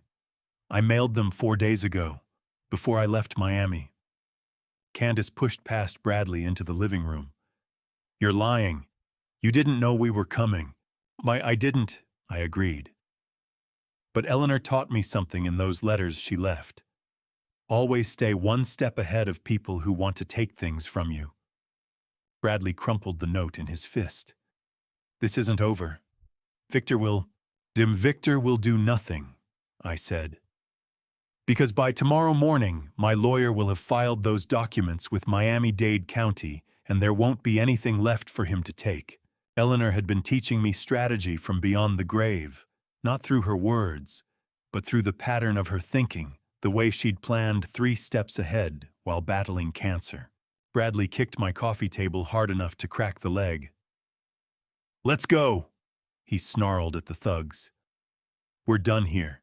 They left the way they'd come, through my broken front door, Bradley and Candace first, the 3 men following. I heard car doors slam, engines start, tires screech, then silence. I sat tied to Eleanor's chair in my ransacked living room and started working my wrists against the zip ties. It took 15 minutes. The plastic cut deeper with each twist, warm blood making my wrists slippery. But I'd restored enough antique furniture to understand leverage and pressure points. I worked the tie against the wooden spindle of the chair arm until the plastic finally snapped. My hands were free. I stood slowly. My legs had gone numb from sitting. The living room looked like a tornado had hit it. Drawers dumped books, scattered Eleanor's secretary desk, splintered where they'd pried it open. And in the corner, mounted on an ornate wooden frame I'd built in 2008, sat a small antique camera. Not antique, technically. The housing was a daguerreotype cabinet camera from the 1890s that someone had thrown away because the interior mechanism was destroyed. I'd found it at an estate sale, couldn't bear to see such beautiful woodwork discarded. So I'd restored it, rebuilt the cabinet. And because I had a broken home surveillance camera system in my garage removed when we'd upgraded in 2007, I'd installed its guts inside the antique housing. A Victorian-era camera shell containing a modern 1080p surveillance system disguised as decorative restoration, aimed at the living room. I'd done it as a project, as art, as something to occupy my hands during a winter when Eleanor was visiting Miami more frequently and I was alone too often. I'd never expected it to matter. I climbed onto a chair and carefully removed the camera from its mount. My hands were shaking. The back panel opened with a small screwdriver from my pocket. Inside an SD card. I carried it to my laptop, miraculously undamaged, despite the chaos, and inserted it into the card reader. The video file was massive, 3 hours and 47 minutes. I scrubbed to 7:30 p.m., watched my front door explode inward. Watched 3 men with tattoos and dead eyes force me into Eleanor's chair. Watched Bradley's face crystal clear in the lamplight as he stood over me. "Nah, you won't give it. I'll take it myself, old man." Every word recorded. Every face visible. The camera angle caught everything, the zip ties on my wrists. Candace ransacking my desk. Bradley kicking furniture, one thug drilling through my safe. Massachusetts General Laws, Chapter 265. Section 18, See Home Invasion. Definition: breaking and entering a dwelling while armed or while committing assault and battery upon an occupant. Penalty: mandatory minimum 20 years in state prison. The video showed everything clearly. One of the men had a knife at his belt visible in the lamplight when he leaned over me to tighten the zip ties. Every element visible on video. If you've ever spent decades fixing broken things only to discover one of them saved you when it mattered most, you understand why I sat on that floor crying with the SD card in my hand. 35 years of restoring antiques, of taking broken, discarded objects and making them functional again, of seeing value where others saw junk. And tonight, a camera I'd resurrected from a broken surveillance system 15 years ago, mounted as decoration, as art, as something beautiful, had recorded every second of my son committing a violent felony. I made 3 copies of the video file, burned one to DVD, uploaded one to cloud storage, left the original on the SD card. Then I sat on the floor of my ransacked living room, zip tie marks still red on my wrists, watching Bradley's face on my laptop screen as he committed felony home invasion. Massachusetts General Laws, Chapter 265, Section 18, See mandatory minimum 20 years. But I didn't call 911. Instead, I picked up my phone and called a criminal defense attorney I knew through the antique world, because catching Bradley committing one crime wasn't enough when I wanted to make sure all 3 of them went down. Eleanor kept 40 years of receipts in chronological order, never threw away a bank statement, cataloged every antique acquisition with provenance documentation that would satisfy the Smithsonian. She taught me that patience builds stronger cases than panic. So I sat in my ransacked living room with my phone in my hand, Bradley's face frozen on my laptop screen mid-crime, and I did not call 911. Instead, I called Clara Whitfield. Dinah had given me her number months ago, the Miami estate attorney who'd helped Eleanor prepare her final documents. But Clara practiced criminal law too, and she'd told Dinah if I ever needed help in Boston, she knew people. She answered on the second ring despite the late hour. "Mr. Pendleton," she said. Her voice was steady, professional. "Dinah told me you might call." What happened?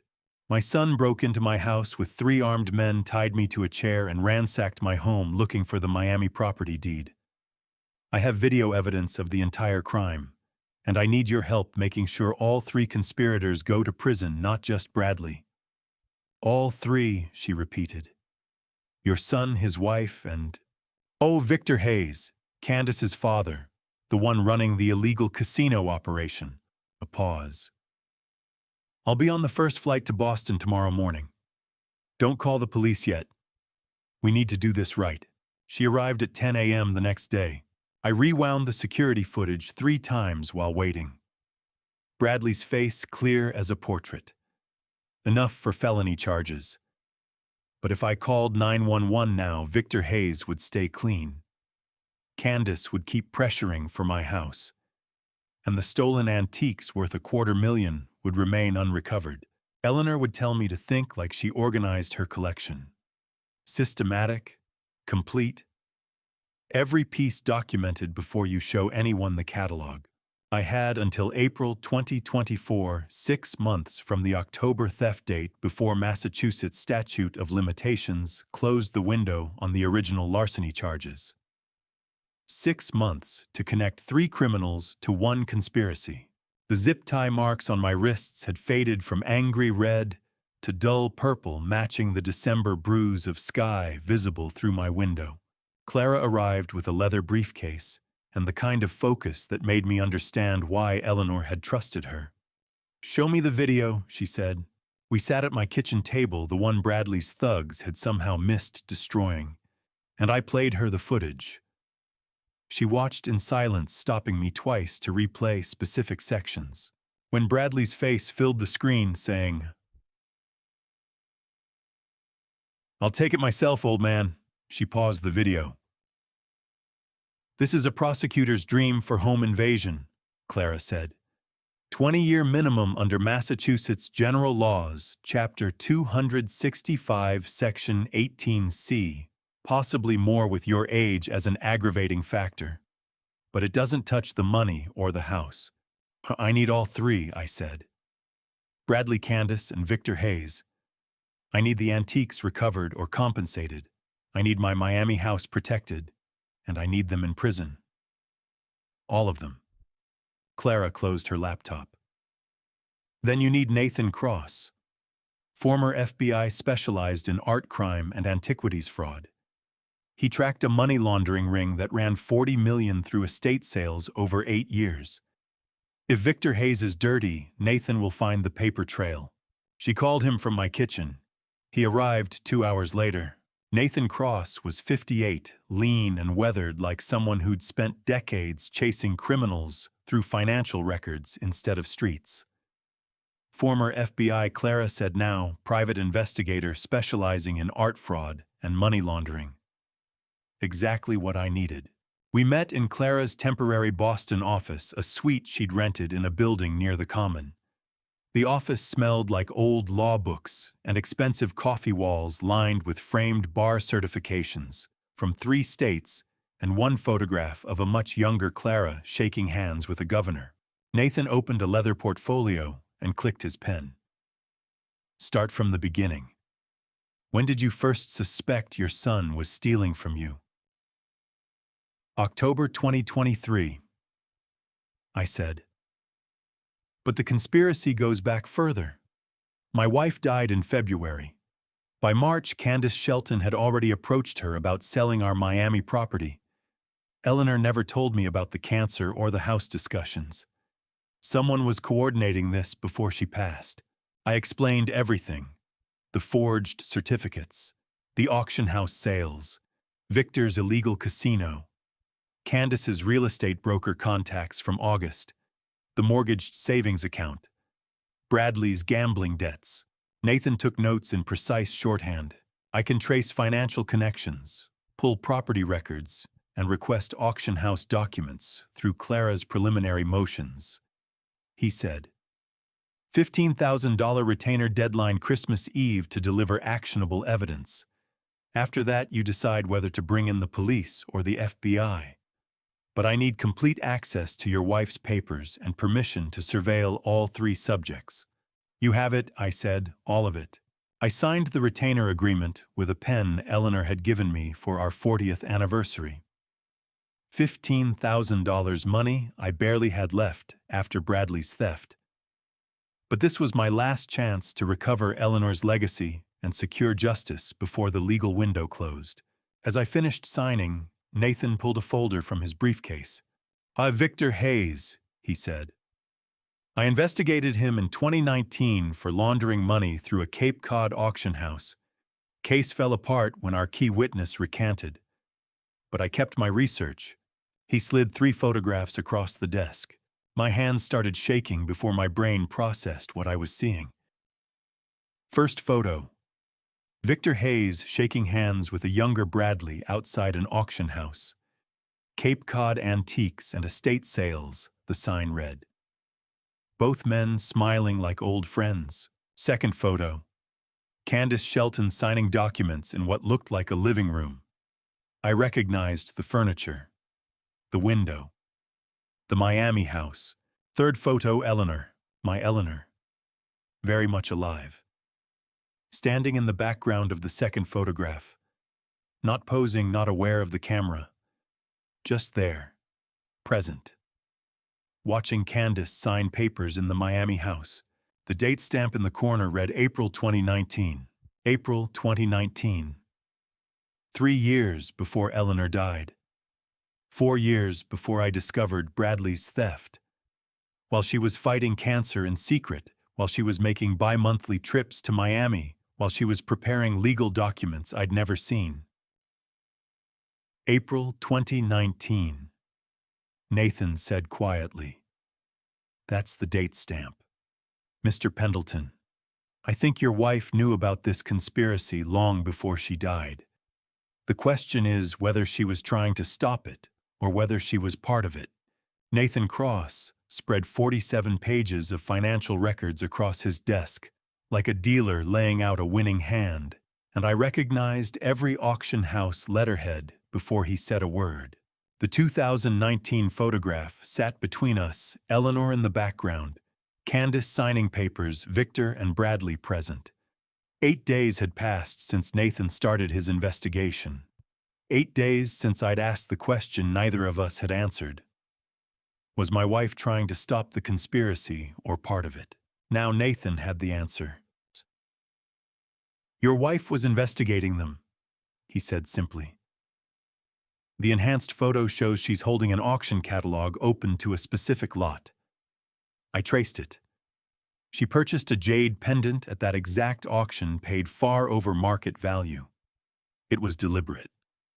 She was creating a paper trail connecting herself to Victor's laundering operation, so she'd have legal standing to access records later. Eleanor, building evidence, even while dying. But that's not why you're here today," Nathan continued. "You're here because I found everything else." He tapped the first page. "Your Chinese export porcelain vase circa 1790. Appraised at $42,000. Sold through Skinner Auction Boston on November 3rd for $38,500. The consignment agreement has Bradley's signature. The payment went to an account he opened 2 weeks before your wife died, 2 weeks before Eleanor died, while she was in hospice. Bradley was opening bank accounts to receive stolen money, the Swiss pocket watch." Nathan continued, $18,000 value, sold on eBay December 1st for $15,200. Same PayPal account, same pattern. He's not even trying to hide it well. "Chicks, 40 years I worked with these auction houses," I said quietly. "I authenticated pieces for Skinner. I taught workshops at their appraisal events. Bradley sold my stolen property through my professional network." Nathan slid a spreadsheet across the desk. 19 items, $247,000 total documented value. Every piece accounted for every transaction, dated every payment traced to Bradley or his associates. I ran my finger down the list. Eleanor's Dresden figurines, the ones her grandmother brought from Germany in 1947. Sold for $3,200 to a collector in Vermont. Her grandfather's Confederate-era correspondence letters written from Petersburg in 1864. Sold for $8,000 to a Civil War memorabilia dealer. The mice and tea service she'd inherited from her mother. Sold piecemeal through 3 different online auctions for a combined $11,000. All of it sold within 6 weeks of her funeral. While I was still wearing black. While I was sitting in our brownstone drinking cold coffee from her favorite mug. Eleanor used to say, "The best revenge is living well," but she never met people like Bradley and Victor, people who mistake patience for weakness, who confuse grief with stupidity. "This is beyond home invasion charges," Nathan said. This is organized theft conspiracy to defraud. And if we can prove Victor Hayes coordinated the sales, it becomes racketeering under RICO. Can you prove it? Nathan opened a second folder. This one was twice as thick. And here's where it gets interesting, he said. Victor Hayes has been laundering money through antique auctions since 2018. Boston, New York, Providence, the same houses Bradley used. That's not coincidence. How much, I asked, though I already knew the answer would be staggering. Conservative estimate $2.3 million over 5 years. He buys low-value items with dirty casino money, consigns them to legitimate auction houses with inflated reserves, then has associates buy them at the reserve price. The auction house takes their commission, everyone's hands look clean, and Victor gets a legitimate paper trail for his illegal profits. $2.3 million. Running through the same auction houses where I'd spent 4 decades building my reputation. Where I'd authenticated pieces, where I'd sat on advisory boards and ethics committees. Victor Hayes had been committing federal crimes in my world, and I'd never noticed. 40 years in the antique business teaches you one thing. Provenance is everything, and every object tells the story of everyone who touched it. And Victor's objects told the story of a criminal who thought he was smarter than everyone else. Victor picked antiques because he thought we were all old men with dusty shops and no computers, I said. He thought the auction world was unregulated, easy to manipulate, full of cash transactions nobody tracked. Nathan nodded. He didn't know one of those old men was you. He didn't know you've authenticated pieces for every major auction house in New England. He didn't know you sit on the advisory board for the Antique Dealers Association. He thought he was hiding in the shadows. He was actually performing in front of the one person who could see every move. I looked at the spreadsheet again, seeing it differently now, not just as evidence of Bradley's theft, but as proof of Victor's fundamental miscalculation. He'd chosen my world to hide his money. The world I'd spent 40 years mastering. The world where my word carried weight, where my expertise was trusted, where I knew every player and every transaction pattern.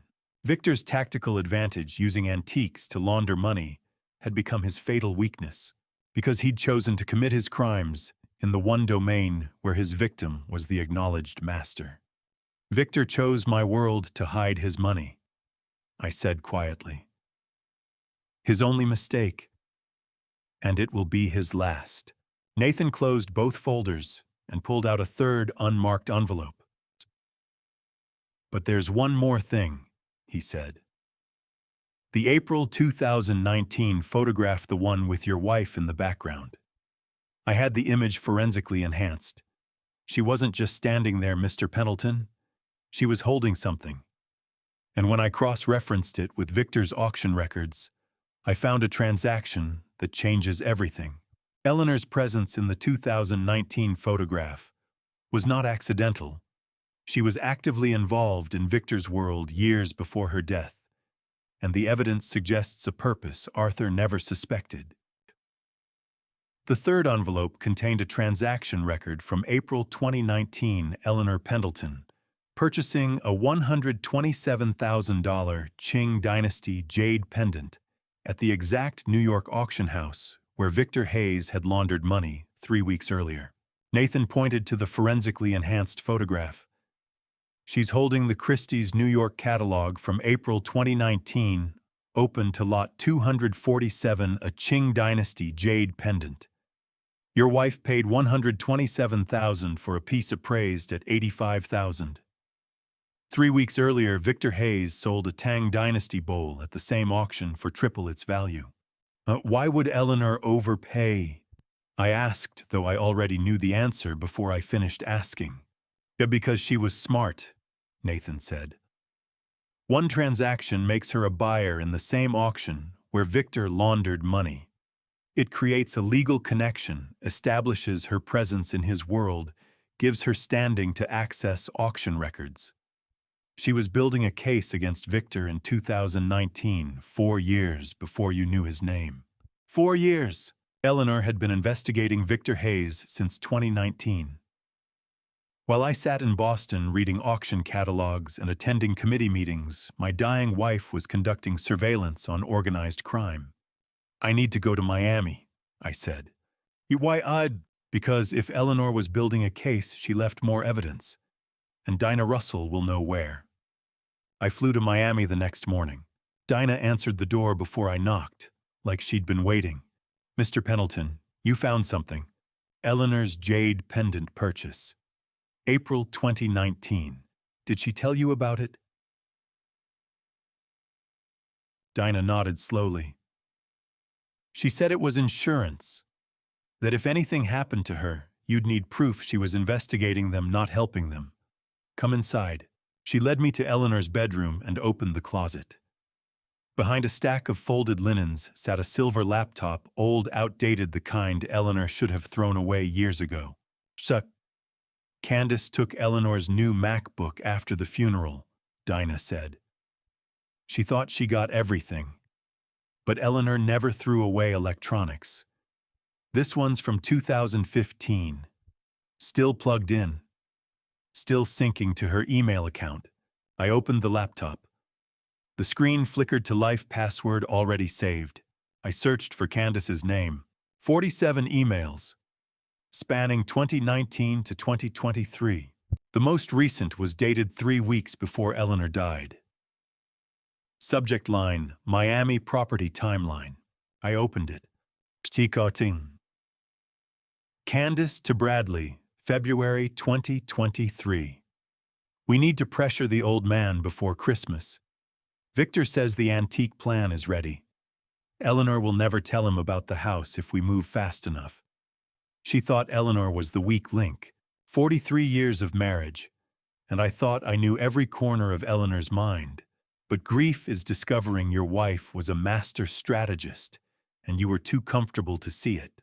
I read through every email. Candace coordinating with Bradley. References to Victor's timeline. Discussion of which antiques to take first, which auction houses to use, how to forge my signatures. All of it documented. All of it automatically synced to an old laptop Candace didn't know existed. "Dinah," I said, "look at this." She read over my shoulder. Mrs. Eleanor knew. She knew everything, and she was collecting proof. "I need to take this laptop to Boston," I said. "Today." I flew back that evening. Met Nathan and Clara at Clara's office early the next morning, Christmas Eve. Clara spread the evidence across her conference table. Security camera footage of Bradley's home invasion. Financial records showing the stolen antiques. Mortgage forgery documents. Nathan's investigation report, 247 pages documenting Victor's money laundering operation. And now the laptop. 89 additional pages of exhibits once we printed the emails. "This is airtight, Arthur," Clara said. "Home invasion with elderly victim, mandatory minimum 20 years.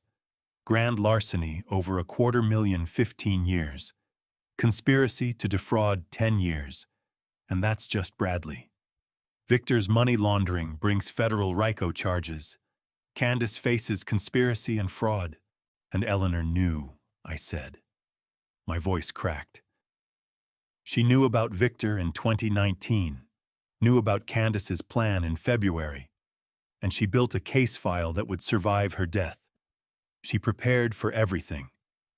What kind of woman fights pancreatic cancer for 3 years, watches her son plot her husband's destruction, and uses her final months to build a legal case instead of collapsing into despair? Clara pulled out one more folder. Medical records stamped Miami General Hospital Oncology. See, Eleanor gave me these in January 2023, 1 month before she died, Clara said. 3 years of treatment. Every appointment documented. She wanted you to understand she fought for every day she could give you. I flipped through the pages. Standard medical forms, treatment protocols, prognosis notes. And then I saw Eleanor's handwriting in the margins. Small notes, dates, names, observations. On March 2022. Bradley asked for $50,000, claimed investment opportunity, became angry when I suggested he wait. October 2022. Candace mentioned buyers interested in waterfront property, asked if Arthur knew the house value. Why would she ask if she didn't already have buyers lined up? December 2022. Bradley visiting more frequently. Always needs money, always has excuses. Victor's name appears in every conversation now. Eleanor had been tracking them, while sitting through chemotherapy, while fighting for her life, while her body destroyed itself with poison meant to save her. She documented every suspicious request, every strange question, every warning sign that her son and daughter-in-law were preparing to destroy me. She knew she was dying, I said quietly. And she knew they were circling. So she built me an arsenal. Every document, every email, every transaction she made sure I'd have everything I needed to fight back after she was gone. Eleanor prepared for everything, Clara said. Every final piece sliding into place. The investigation, the surveillance purchase, the old laptop, the medical notes, the legal documents waiting in Clara's safe. My wife had spent her final years building a trap for the people who wanted to steal from me. And she'd done it while I sat in Boston, oblivious, drinking coffee from her favorite mug. Clara closed the medical file and looked at me with an expression I couldn't read. "There's one more thing Eleanor did that I haven't told you about," she said. "The jade pendant from the 2019 auction, the $127,000 purchase that connected her to Victor's operation. She didn't keep it. According to the shipping records, she had Christie's deliver it to someone. And when I found out who, I understood why she made me promise never to tell you until all the evidence was assembled. Clara told me about the jade pendant. Eleanor had sent it to Dinah Russell in February with a handwritten note dated January 2023. Pay the mortgage when Arthur finds out about Bradley, and tell him I always knew he was stronger than he believed." Clara handed me a photocopy. Eleanor's handwriting, unmistakable. She sent Dinah $127,000 worth of asset to cover the $95,000 Bradley stole from you, Clara said. It wasn't just evidence. It was a rescue plan. I couldn't find words. "I called Dinah the day Eleanor died," Clara continued. "Told her to protect the pendant. Not to tell you anything until you knew everything, until you'd found the theft, found the evidence, found the will to fight." Eleanor's instructions were exact. Arthur needs to reach the truth himself. When he does, he'll need proof I believed in him. I called Dinah with shaking hands. She answered in tears. "You've had it since February," I said. "Since she died." "She made me promise, Mr. Pendleton. She said you'd need to know she left you a way out. She said you'd need proof she believed in you more than Bradley's lies." Eleanor had bought an overpriced pendant at Victor's auction to create evidence against him, then turned that same transaction into my financial lifeline. 3 strategies hidden inside one purchase evidence documentation salvation. That was Eleanor. Always 3 steps ahead. Clara called at 9:47 the next morning. I was in my kitchen, sitting in the same chair where Bradley had demanded I sell the Miami house 4 months ago. Now Arthur, they're all in custody. Bradley arrested at 6:47 a.m. Candace at her Cambridge office. Victor at his Miami club. Simultaneous federal and state operations. What happens now? Just bail hearings tomorrow. The federal prosecutor called Nathan's evidence the cleanest RICO case he's seen in 5 years. Bradley faces 20-plus years on the home invasion charge alone. Victor faces federal prison for money laundering and racketeering. Candace is already negotiating a plea. She paused. "They're done, Arthur. All 3 of them. I should have felt relief. Victory. Something clean and bright. Instead, I felt hollow. Grief is a house you live in. Revenge is a house you burn down. Justice is a house you rebuild with your wife's blueprints and your own bare hands. I spent that day alone in the brownstone. I stood in the living room where Bradley's men had zip-tied my wrists 3 weeks ago. Eleanor's antique camera still watched from the corner disguised as a Victorian Kodak brownie. She would have loved the irony. I touched the Dresden figurine she'd bought in Munich on our 20th anniversary, the one Bradley's men had missed, tucked quietly behind books on the third shelf. Small mercies. The house held the same sounds it always had. The radiator's hiss. The grandfather clock's patient tick. 43 years of those sounds. But the silence was different now. The silence after your wife dies is emptiness. The silence after you've defended her legacy is something closer to cathedral, quiet, solemn, reverent, earned. Late that night, I sat on our bed, holding the wedding photograph from 1981. Eleanor in white. Me in my father's suit. Both of us 29 and foolish with hope. They arrested all 3 this morning, I told her. Federal charges. I thought I'd feel more satisfied. The photograph didn't answer. It never did. Was I a good husband? Did I see you clearly enough? You spent 3 years dying and building a legal case, and I noticed neither. What does that make me? The clock ticked. The radiator hissed. But I understood something that I hadn't before. She didn't need me to have been perfect. She didn't need me to have seen her dying or her investigation or her secret work in Miami. She needed me to be strong enough to finish what she started, strong enough to discover the theft alone, to drive to Miami alone, to read her letters, to build the case, to choose justice over impulse. Eleanor's plan required me to be strong after her death, not during it. During her life, she carried everything. After her death, she laid down her tools and trusted I would know how to use them. And I had. I set the photograph on her nightstand and picked up the trial subpoena from my dresser. Commonwealth of Massachusetts versus Bradley Pendleton, Candace Shelton, and Victor Hayes. My testimony 10 a.m. Courtroom 7B.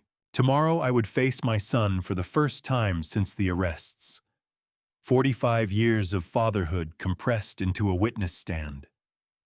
I would tell the truth, the whole truth, and when I finished, the jury would understand exactly what kind of son steals from his dying mother and preys upon his grieving father. Tomorrow I testify, I told her photograph. Tomorrow I will be the man you believed I could become. The coordinated arrests happened so fast, I barely had time to process them. 3 months later, I sat in Suffolk County Superior Court, watching my son shuffle through the defendant's entrance in an orange jumpsuit, hands cuffed behind his back, looking 20 years older than his 43 years. Judge Marianne Fletcher had presided over this courtroom for 30 years and tolerated no theatrics. When Bradley's attorney requested a continuance based on emotional distress, she silenced him with a single look. I took the witness stand, placed my hand on the Bible, and swore to tell the truth. Eleanor would have wanted nothing less. Arthur James Pendleton, I said, meeting Bradley's eyes across the courtroom. He looked away first. Prosecutor Rebecca Hartwell approached with a tablet. Can you tell the court what happened on December 18th of last year? My son Bradley broke into my home with 3 armed men. They bound me to a chair with zip ties and demanded I open my safe, claiming they were owed money from my late wife's estate. And what did they find inside? A note from my wife. It said, "Too late." Several jurors exchanged glances. Rebecca moved methodically through her exhibits. Nathan Cross's forensic report documented every stolen piece: the Ming vase, the Tiffany lamp, the Cherokee basket, the Civil War sword. Over 18 months, Bradley had systematically removed antiques from my home, apparently believing my Alzheimer's diagnosis made me an easy target. The total value, $247,000. Bradley's face went pale. He had never heard the full accounting before. I watched him absorb each revelation like a physical blow. This is what happens when you underestimate someone I thought. You build your crime on the foundation of their supposed weakness, and when that foundation proves solid, everything you built collapses on top of you. Bradley's attorney, Marcus Webb, approached on cross-examination. Isn't it possible that grief and stress have affected your recollection of events? My recollection is supported by video footage, financial records, and documentation. My wife spent her final years preparing precisely because she knew this day would come. Webb tried a few more angles, but Eleanor's documentation was airtight. Every transaction recorded, every theft cataloged, every manipulation preserved in her careful handwriting. Then Rebecca introduced Eleanor's medical records. The courtroom went absolutely silent as Dr. Morrison's video testimony played. Eleanor Pendleton had been diagnosed with stage 3 pancreatic cancer in late 2018. Given months to live, she fought for 3 years, choosing to spend that borrowed time building her husband's defense. During those 3 years, Rebecca said quietly, "Did your son visit?" "Twice," I said. My voice cracked. "Christmas 2017, Easter 2018. Both times he left carrying antiques." I looked at Bradley. His face had gone white. He was shaking his head slowly, mouthing the word "no" over and over. He hadn't known. In all his scheming and calculating, he had never once asked his mother how she was feeling. He had been too busy estimating the value of her estate to notice she was dying inside it. Rebecca placed the final exhibit before me, a handwritten note in Eleanor's careful script, dated July 2019. "Can you read it for the court?" I took the note with trembling hands. The words blurred, then sharpened into focus. "I still love my son. I just cannot save him from himself." The courtroom fell so quiet, I could hear the bailiff's watch ticking. Bradley's face crumpled. Tears streamed freely down his cheeks. Across the distance between the witness stand and the defendant's table, he mouthed 2 words: "I'm sorry." I had spent 3 months preparing for this moment, rehearsing my composure, steeling myself against exactly this. But sitting there holding Eleanor's handwriting while watching our son break apart, I understood something I hadn't expected to. Justice and suffering are not always opposites. Sometimes they are the same event seen from different sides of the same courtroom. Bradley collapsed back into his chair. I felt the pain of what he had lost, and the heavier pain of knowing he had lost it entirely on his own. Bradley's whispered apology hung in the air as Judge Fletcher called a recess. I didn't acknowledge it. Some words arrived too late to matter. When court reconvened, Clara pulled one final document from Eleanor's manila folder, a sealed envelope marked, "To be read only if Bradley is prosecuted," dated January 12, 2023. 36 days before my wife died.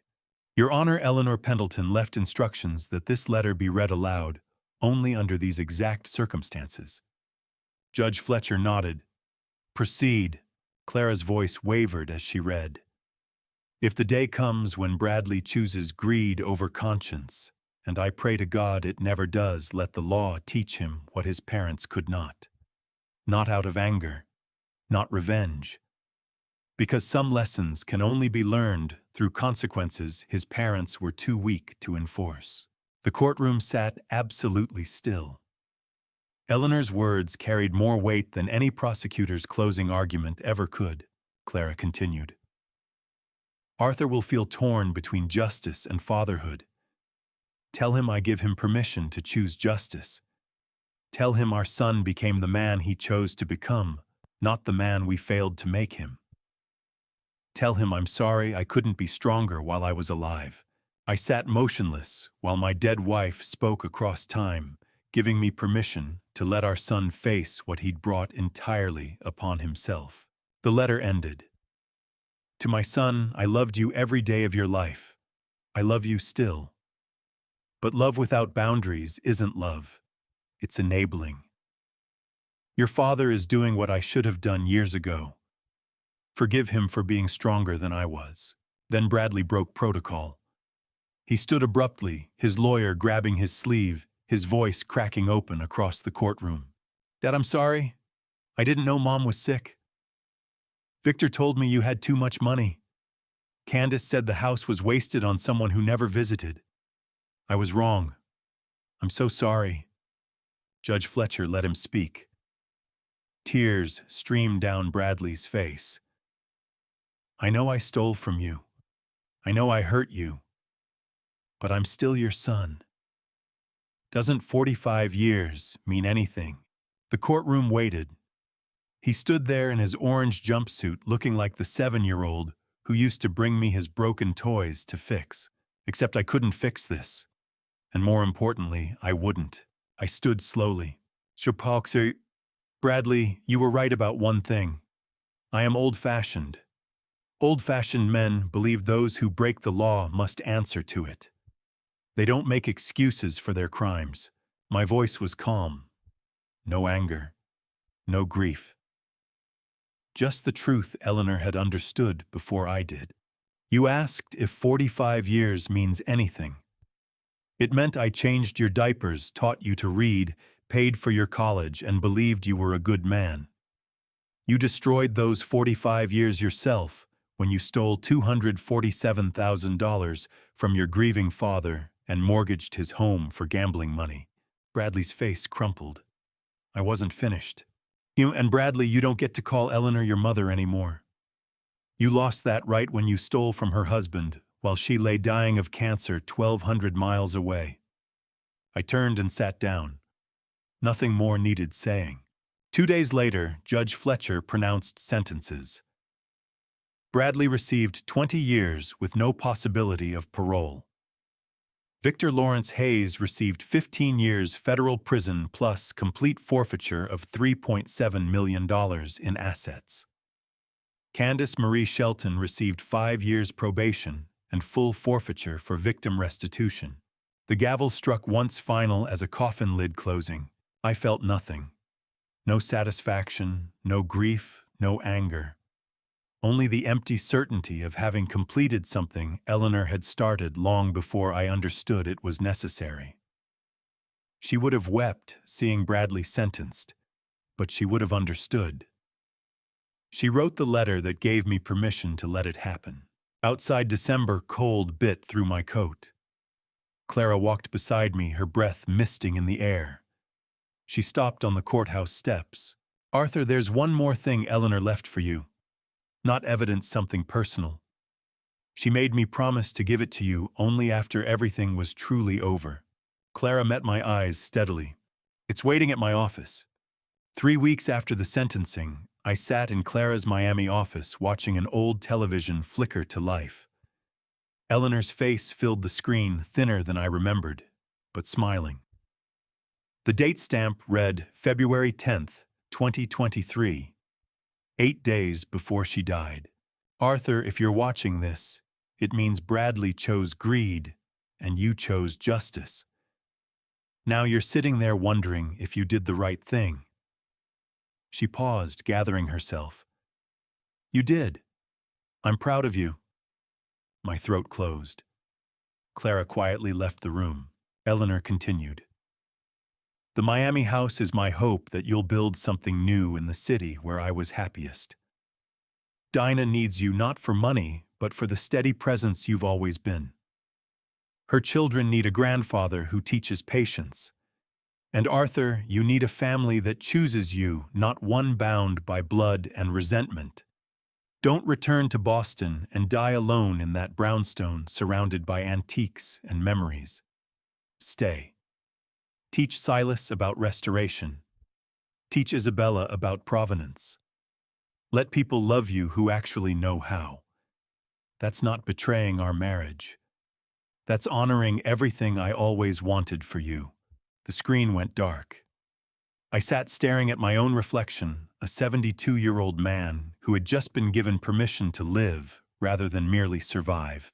Clara returned, carrying the warranty deed.